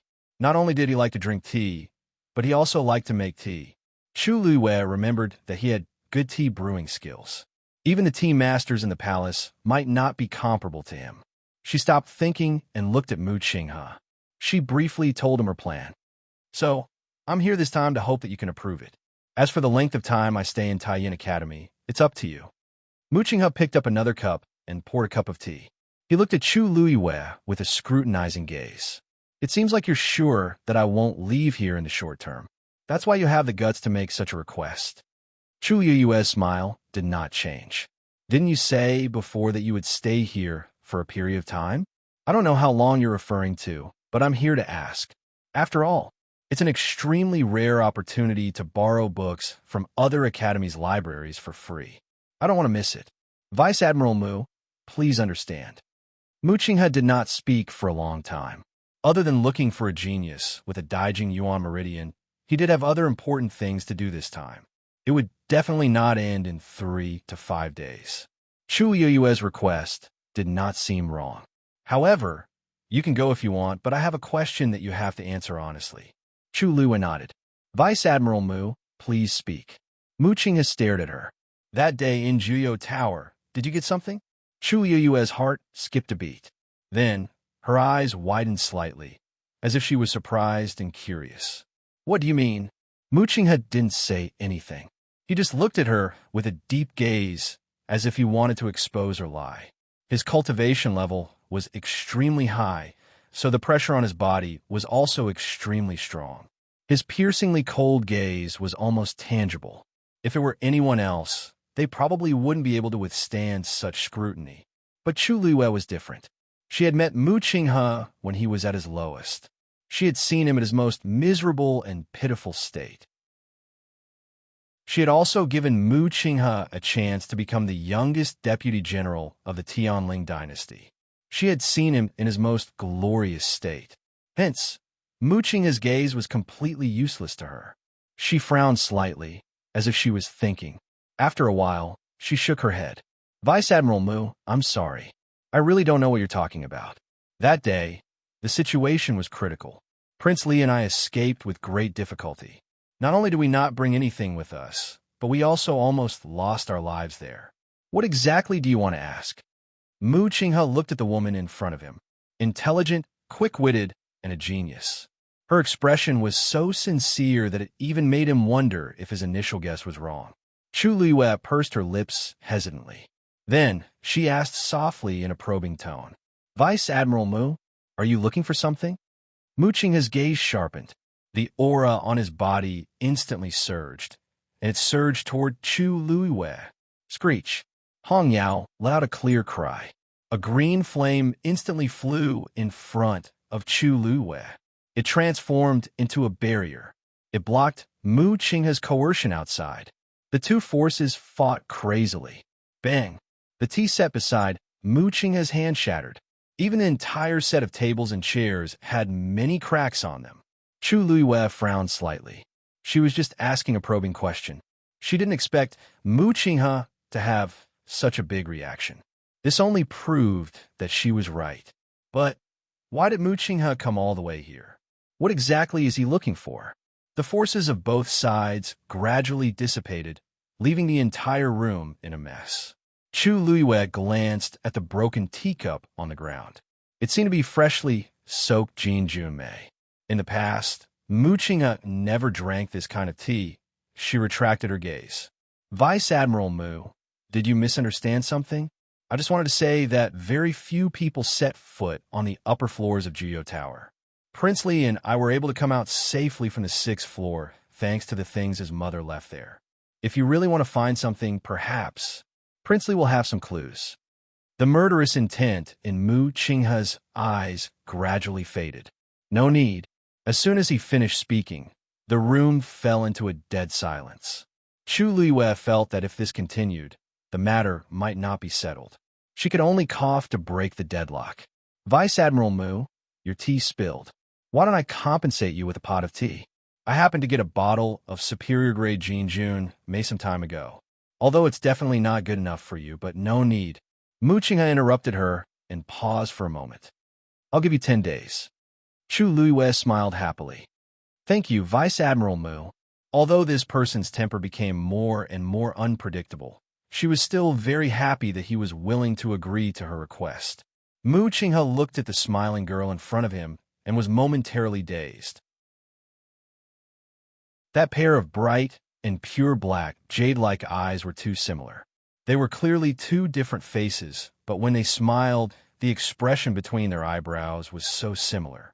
However, when he took a closer look, he felt that it wasn't the same. There were too many things hidden in Chu Liyue's eyes. That was an expression that only someone who had experienced countless hardships would have. She was different. She was always noble, pure, and clean. Mu Qinghe averted his gaze without batting an eyelid. During this period of time, the number of times he had thought of her was simply too frequent. This was not a good thing. "Go back. Remember, you only have 10 days. Chu Liyue noticed that Mu Qinghe's mood seemed to have changed a little, but she knew that it was no good for her to stay, so she happily bowed and left. Hong Yao followed her to the door reluctantly. She had only been here for a short while, and she was leaving. Moreover, according to what they said just now, didn't it mean that it would not see her for the remaining 10 days? Chu Liyue walked to the boundary and looked back at Hong Yao, who was reluctant to leave. She leaned closer and whispered, "You're too young. I'll bring you a gift when I come back." Mobile users, please browse and read. A better reading experience comes from the Love Network. Chapter 335. Hong Yao then cheered up again. Chu Liyue stepped out of the barrier and left. Hong Yao watched as her figure disappeared. When it was sure that she had left, it suddenly let out a joyful cry. "I finally have a present again." Hong Yao happily returned to the courtyard and saw Mu Qinghe cleaning up the broken teacup. Hong Yao was in a good mood, so it didn't plan to continue arguing with Mu Qinghe. However, it still couldn't help but go over and fly one round around Mu Qinghe. Mu Qinghe looked up and coldly glanced at Hong Yao. "It seems like she knows how to coax you." Hong Yao proudly raised its head. Mu Qinghe said in a low voice, "I won't help you in the future. I won't help her for your sake in the future. You're on your own now. Also, I know that you're so close to her because you think that she's similar to her. However, I'm warning you for the last time. It's hard to predict people's hearts in this world. If she knows this, she'll definitely think of ways to make use of you. Don't regret it then. After all, he was Hong Yao's master. How could he not guess Hong Yao's thoughts? From the first time he saw Chu Luiyue until now, there was only one reason why Hong Yao was so close to her. He could tolerate it once, but it didn't mean that he would let people take advantage of him. Hong Yao glanced at him faintly. Huh, stupid human. I wonder who's the one who will really regret it then. Even though 10 days was relatively short, it already surprised Chu Luiyue. What made her even happier was that Mu Hongyu told her early the next morning that her mother had arrived in the Imperial City. This took less time than she expected. The news of Princess Consort Ping Zhang's arrival in the Imperial City quickly spread, and Emperor Jiawen specially sent people to welcome her. However, considering that Princess Consort Ping Zhang's health wasn't good, he didn't hold a palace banquet to welcome her. Mu Hongyu and Chu Luiyue went to Prince Ping Zhang's mansion in the Imperial City together. I didn't know that your father had a special residence in the Imperial City. Chu Luiyue followed Mu Hongyu into the strictly guarded Wang Fu and was somewhat surprised. Mu Hongyu giggled. Because my imperial father will come back to the imperial capital for 2 months every 3 years. Therefore, His Majesty specially approved a residence for my father. I came here once when I was a kid. I didn't hear you mention it before. Why didn't you stay here after you enter the academy? Why did you stay in the academy instead? Mu Hongyu made a face. Who wants to live here? With so many people, there are also many rules. It was not convenient at all. It's best to stay in the academy. Chu Luiyue thought about it and agreed. Not only was the academy free and convenient, it was also safe. With Mu Hongyu's personality, it was hard for her to imagine living here alone. The two of them walked inside. When he arrived at the backyard, a white-robed old man with white hair was already standing there waiting for him. Upon seeing the old man, Mu Hongyu was overjoyed and rushed forward. Grandpa Wu Shan, you're here too? The wrinkles on Wu Shan's face bloomed like a flower as he chuckled. Young princess, it's been a few months since we last met. This old man misses you dearly. Quick, tell this old man, has the young princess been crying in the past few months? Mu Hongyu couldn't help but pout. Grandpa Wu Shan, we haven't met for so long. Why are you talking about this the moment we meet? I'm already 16 years old. I've stopped crying long ago. Wu Shan's face revealed a trace of surprise. Young princess has already broken through to become a stage 4 warrior? Mu Hongyu wrinkled her nose proudly. Of course, young princess has really grown up, and she's getting more and more outstanding. If His Highness and Her Highness knew about this, they would be very happy. Wu Shan sighed. Mu Hongyu hurriedly asked, by the way, how is mother now? The smile on Wu Shan's face froze, and a trace of worry appeared. Young princess, you should go and see for yourself. Mu Hongyu's heart sank. Could it be that mother's condition is worse than I imagined? That's right. After all, she has been traveling day and night. Perhaps her condition has worsened. I'll go take a look, Mu Hongyu said as she pulled Chu Luiyue into the house. However, Wu Shan suddenly blocked the two of them and swept his gaze across Chu Luiyue. Look at me. I forgot to introduce her. Grandpa Wu Shan, this is Chu Luiyue. It's all thanks to her that Vice Admiral Mu is willing to help this time. Wu Shan was shocked when he heard the name. He hurriedly took a step back and cupped his hands. So it's Miss Chu. Sorry for the disrespect. Although they had just arrived at the capital city, the name Chu Luiyue was very well known. I really don't know how to repay your kindness this time, Wu Shan said with a face of gratitude. Senior Wu Shan, you're too kind. Hongyu and I are friends, so this is what I should do. Chu Luiyue glanced at the anxious Mu Hongyu and smiled. If you don't mind, I would like to visit the princess consort with Hongyu. Is that okay? Of course. Of course. Please come in. The princess consort's condition was very serious, but no outsiders knew about it. Wu Shan and the rest were very vigilant along the way. If it were someone else, they would definitely not agree. However, this person was Chu Luiyue, so there was no problem. After all, without her help, the envoy of the Tianling dynasty would not agree to hire a celestial physician to treat the princess consort's illness. Chu Luiyue and Mu Hongyu quickly walked into the house together. Wu Shan stood outside and watched over them. The moment they entered the room, Chu Luiyue saw a woman lying on the bed. Chu Luiyue's heart skipped a beat. This must be Mu Hongyu's mother. Her eyes were closed, and her face was pale. Her cheeks were sunken, and there was an aura of death between her brows. She looked very haggard. Mu Hongyu's eyes reddened as she rushed to the bedside. Mother! When the princess consort heard the voice, her eyeballs seemed to move, and she slowly opened her eyes. Her eyes were dim, and she was exhausted as if she had exhausted all her energy. She looked at Mu Hongyu and reached out with difficulty to touch Mu Hongyu's face. She revealed a pale and weak smile as she said in a hoarse voice, Mu Hongyu's eyes instantly welled up with tears. She immediately lowered her head to wipe them away, as if she did not want her mother to see her like this. However, as she held her mother's bony hand, she couldn't stop her tears from rolling down her cheeks. Mother, why are you like this? Mu Hongyu had left home to study at Tianlu Academy for less than a year. Although her mother's health was not good in the past, she was not like this. The princess consort helped Mu Hongyu wipe her tears slowly, but she quickly lost her strength. Another old man in green, standing by the bedside, stroked his beard. Young princess, don't worry. Wait for the people from the Tianling dynasty to come. There will definitely be a way. Mu Hongyu knew that this was her only hope now, so she could only nod and swallow her tears. A clear female voice could be heard. May I take the princess consort's pulse first? Digression, 12 a.m. Mobile users, please browse for a better reading experience from Love Network. Chapter 336. Everyone in the room looked at Chu Luiyue. Mu Hongyu naturally had no objections and nodded in agreement. Then, she looked at Princess Consort Ping Jiang and said, Mother, this is Lu Yu. She's my best friend in Tianlu Academy. Vice Admiral Mu only agreed to help because of her help. Princess Consort Ping Jiang looked at Chu Luiyue with a loving gaze. Thank you so much. Mother, Lu Yu is also a celestial physician. You probably don't know, but she refined a pill during the Qing Jiao competition a few days ago. In other words, she's a real celestial physician. Let her take a look at you. She might be able to help.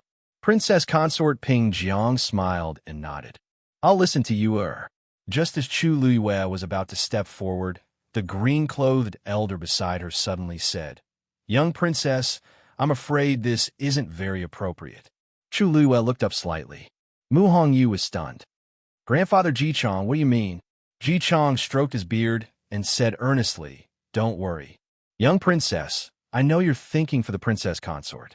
However, I'm afraid Ms. Chu won't be able to help with this matter. Mu Hongyu thought for a moment and asked, You don't believe me. Do you not trust Lu Yu? Of course not. Ji Chong shook his head. Ms. Chu is very famous, and we've all heard of her. To be able to form a pill at such a young age is enough to prove Ms. Chu's shocking talent.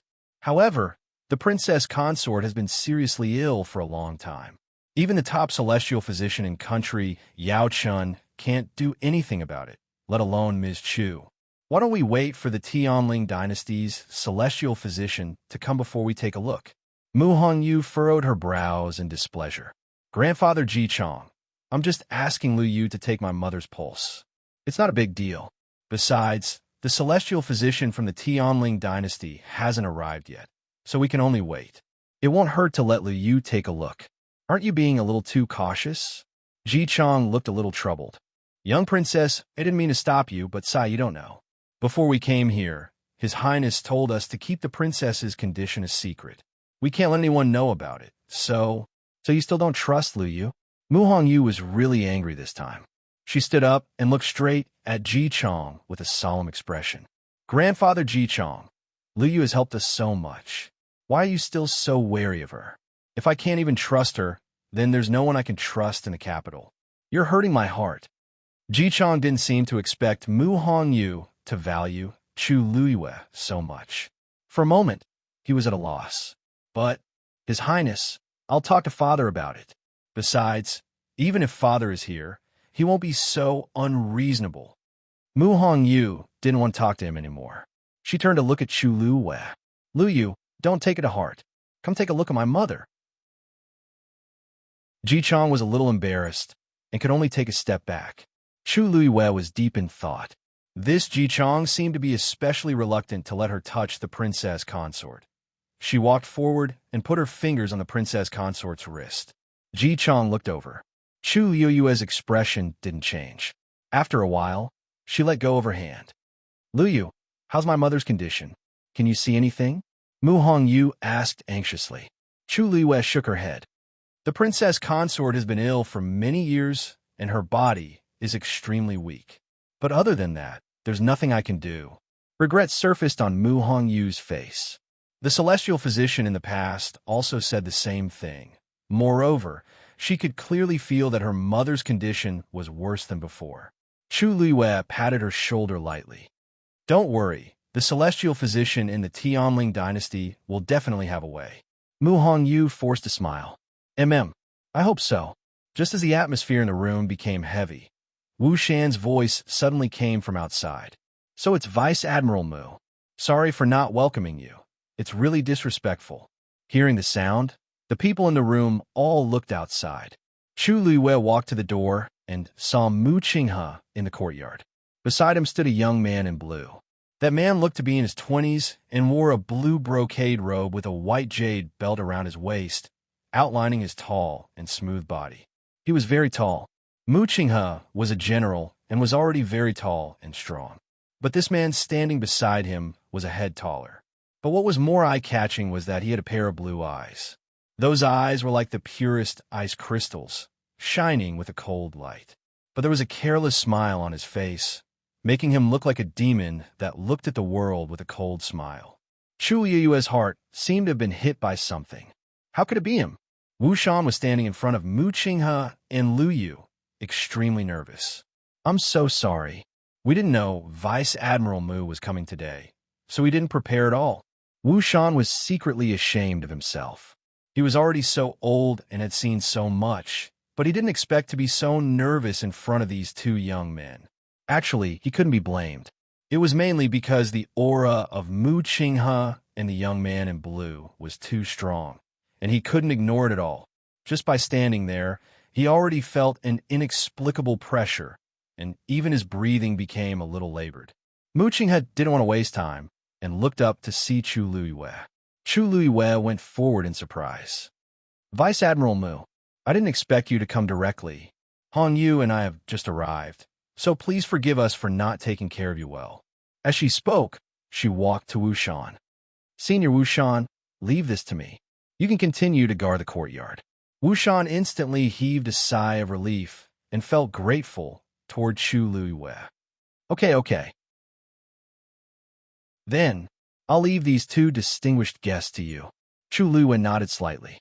Wu Shan hurriedly retreated.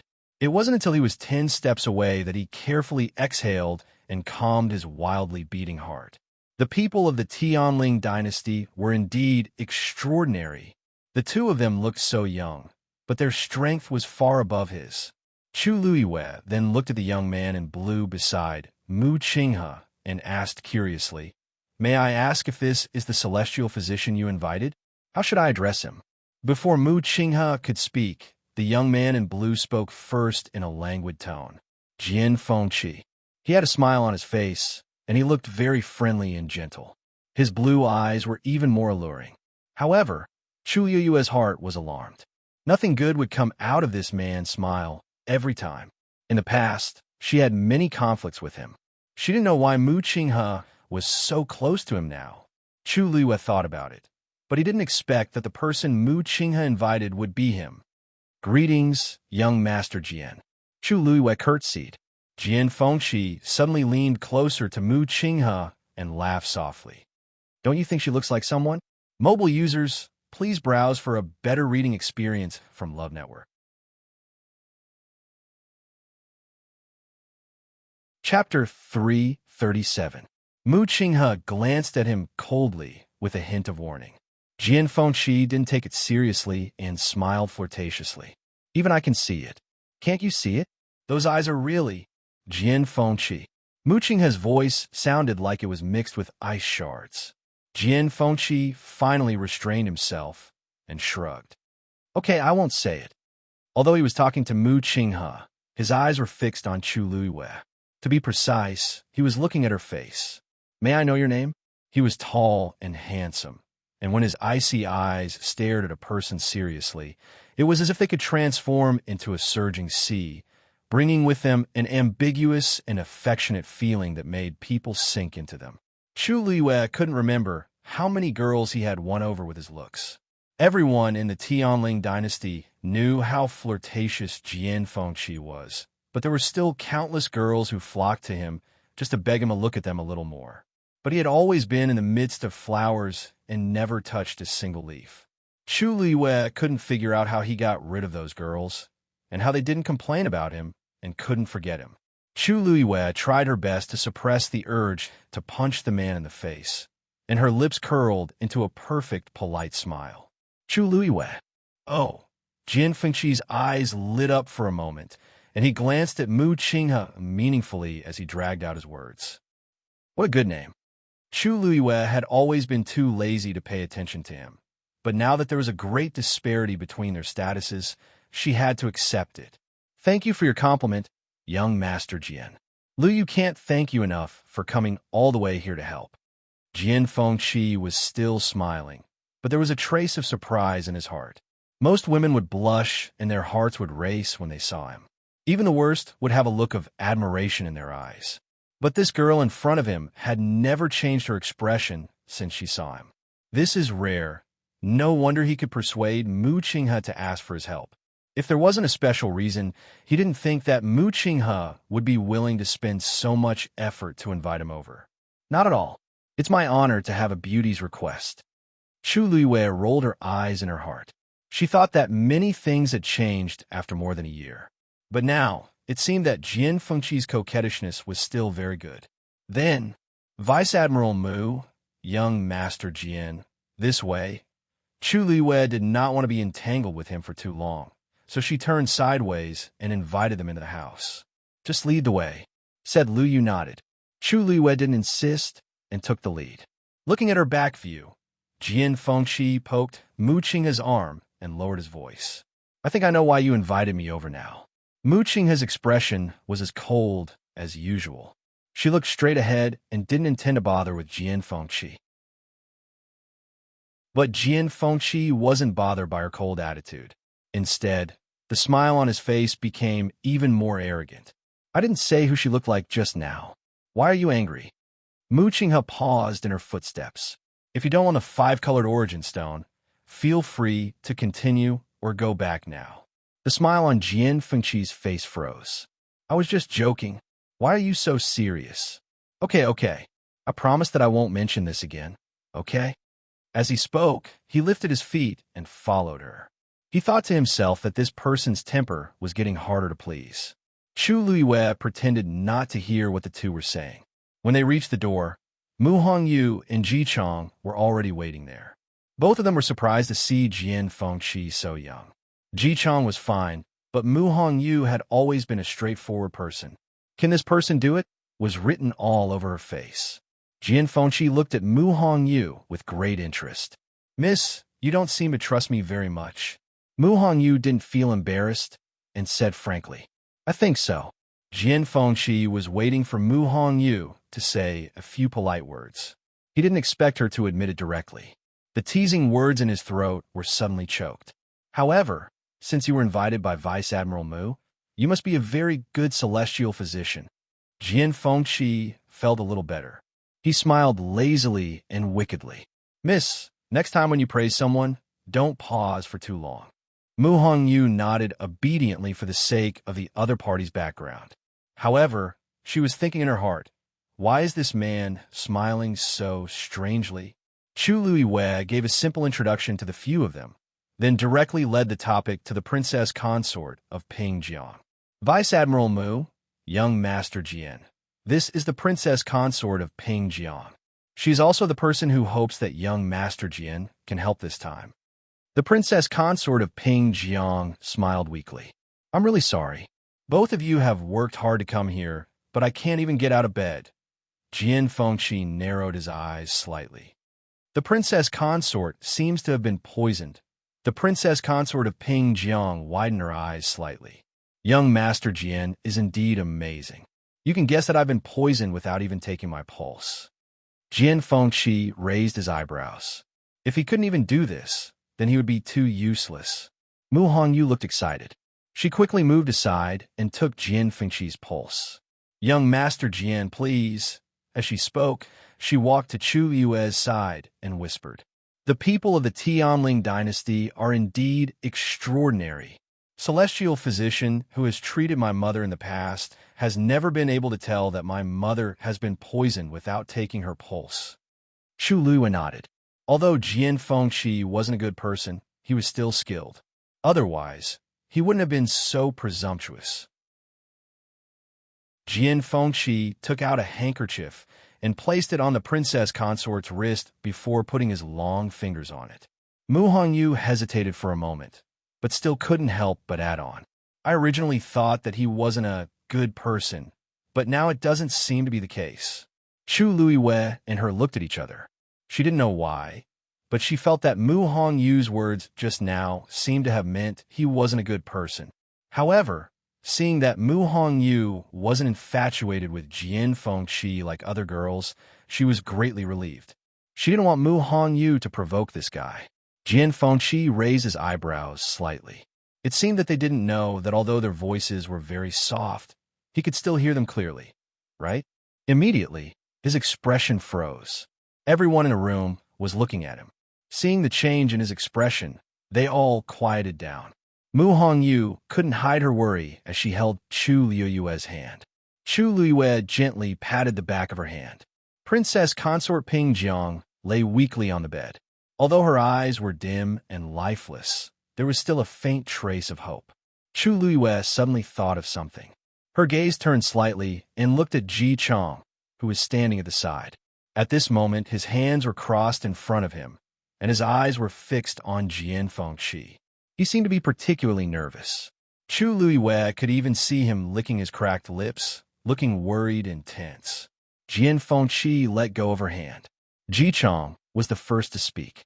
"Young Master Jian, do you have a way to cure the princess consort's poison?" Mobile users, please browse and read. A better reading experience comes from Love Network. Chapter 338. Jian Fengqi pondered for a moment. The poison in the princess consort's body seems to be a mixture of several types, and they were administered at different times. Mu Hongyu exclaimed, "How could this be?" All this time, she had thought that the poison in her mother's body was caused by an accident many years ago. She never thought that, "Mother, is what he said true?" Mu Hongyu quickly looked at Princess Consort Ping Jiang. Princess Consort Ping Jiang's eyes flashed with bitterness, and she smiled bleakly. "That's right," Jian Fengqi added. "If I'm not wrong, the princess consort's body should have suddenly deteriorated in the past 2 months, right?" Princess Consort Ping Jiang nodded. "That's it." Jian Fengqi stood up. The first few types of poison in the princess consort's body had been buried in her body for many years and had already seeped into her organs. But because they were not highly toxic, they did not cause too serious of a consequence. But recently, someone administered another type of poison, which triggered all the toxins in the princess consort's body at the same time. That's why she was defeated like a landslide, resulting in the current situation. Mu Hongyu looked as if she was struck by lightning, and she stared blankly at Jian Fengqi. Then what should we do now? Can you get rid of all these poisons?" Jian Fengqi frowned slightly, and he seemed to be in a difficult position. This is a difficult task. After all, these poisons were administered at different times, and they are of different types. To get rid of all of them, not only do we have to know what these poisons are, but we also have to avoid new problems during the detoxification process. If we're not careful, all our previous efforts will be wasted, and even... Jian Fengqi paused. Even if he did not finish the rest of his sentence, everyone knew what he meant. Mu Hongyu was a little absent-minded. Could it be that even the celestial physician of the Tianling dynasty could not do anything? Ji Chong heaved a long sigh, and his face was full of grief. "Young Master Jian, please think of something." The prince and the princess consort are deeply in love and have supported each other for many years. If the princess consort, of course. Jian Fengqi suddenly interrupted Ji Chong, and the corner of his mouth curled into an evil smile. Ji Chong was stunned for a moment, and the sorrowful expression on his face instantly froze. You mean, this poison is very difficult to deal with, but I didn't say that I can't deal with it. Jian Fengqi's smile deepened. Everyone finally understood what Jian Fengqi meant. Chu Luiyue cursed in his heart. As expected, he was still the same. If he didn't speak like this, it would seem that he couldn't show how powerful he was. However, Jian Fengqi also noticed that something was wrong with Ji Chong. Don't worry, everyone. I will definitely clean up the princess consort's poison and let her recover completely. Chu Yue's gaze quickly swept across Ji Chang's face before he lowered his eyes. She clearly saw the shock and fear that flashed across Jian Fengqi's eyes when he heard him say that he could cure the princess consort of Ping Jiang. It's not hard to understand the shock, but what's with the fear? The fact that he could escort Ping Jiang Wangfei all the way to the Imperial capital meant that Ping Jiang Wangfei trusted him a lot. Moreover, from the way Mu Hongyu addressed him and Wu Shan, they were also very close to each other. It doesn't make sense that he would be afraid after knowing that Ping Jiang Wangfei's body could be cured. Chu Luiyue recalled that when she wanted to check Ping Jiang Wangfei's pulse, Ji Chong refused several times, as if he was afraid of something. Perhaps he had a guilty conscience. Young Master Jian, is what you said true? Can you really cure my mother? Mu Hongyu didn't notice anything unusual. Her mind was only filled with Jian Fengqi's words. Jian Fengqi looked at the young girl who rushed to him in a few steps, her almond-shaped eyes shining brightly. His heart skipped a beat, and his smile deepened. Of course, Jian Fengqi, always keep my word. If he couldn't solve such a small problem, then he would have wasted all these years. Mu Hongyu was extremely excited. She pounced to the bedside and held Ping Jiang Wangfei's hand. Mother, did you hear that? Your illness will be cured. Ping Jiang Wangfei didn't have any extra strength at this time. She could only smile with a pale face and look at Mu Hongyu. Chu Luiyue said, Hong Yao, it seems that the Wangfei needs to rest. Let's go out and talk. Mu Hongyu nodded repeatedly. All right, then. Mother, you rest here first. I'll come to see you later. Ping Jiang Wangfei nodded reluctantly. I still have to thank young Master Jian and Vice Admiral Mu and Lu Yu. She finally closed her eyes and rested after saying those words with great difficulty. Chu Luiyue and the others walked out. Mu Hongyu just stood up and saw a handkerchief on Ping Jiang Wangfei's wrist. She picked up the handkerchief and shouted at Jian Fengqi, who had already walked to the door. Young Master Jian, your handkerchief. Jian Fengqi paused in his steps and turned around to take a look. Chu Yue's lips moved. She almost directly asked Mu Hongyu to throw the handkerchief away. Jian Fengqi had a problem. He was a celestial physician and often had to take people's pulse. However, every time he examined someone, he would spread a handkerchief like this time and never touch it with his own hands. The material of the handkerchief was extremely precious, but he would only use it once and throw it away. He had been like this since Chu Luiyue met him. She didn't know why. Other than that, he had many hobbies that were neither too big nor too small, and he was very persistent. Even when she was the heavenly fate princess, she also felt that this man was very fussy. Unexpectedly, Jian Fengqi stared at Mu Hongyu and didn't ask her to throw the handkerchief away. Instead, he laughed. Oh, I almost forgot. As he spoke, he walked towards Mu Hongyu. Chu Luiyue looked at him as if she had seen a ghost. What's wrong with him? Jian Fengqi seemed to have noticed something and tilted his head to look at her. Chu Luiyue immediately lowered her eyes and continued to walk towards the door. Jian Fengqi narrowed his eyes. He didn't know why, but he felt that Chu Luiyue seemed to dislike him. Even if she always had a polite smile on her face, he still felt that way. And this feeling was inexplicably familiar. He suppressed the thoughts in his heart and reached out to take the handkerchief from Mu Hongyu's hand. The two people's hands touched for a moment. However, he didn't seem to feel it. He bowed slightly with a smile on his face.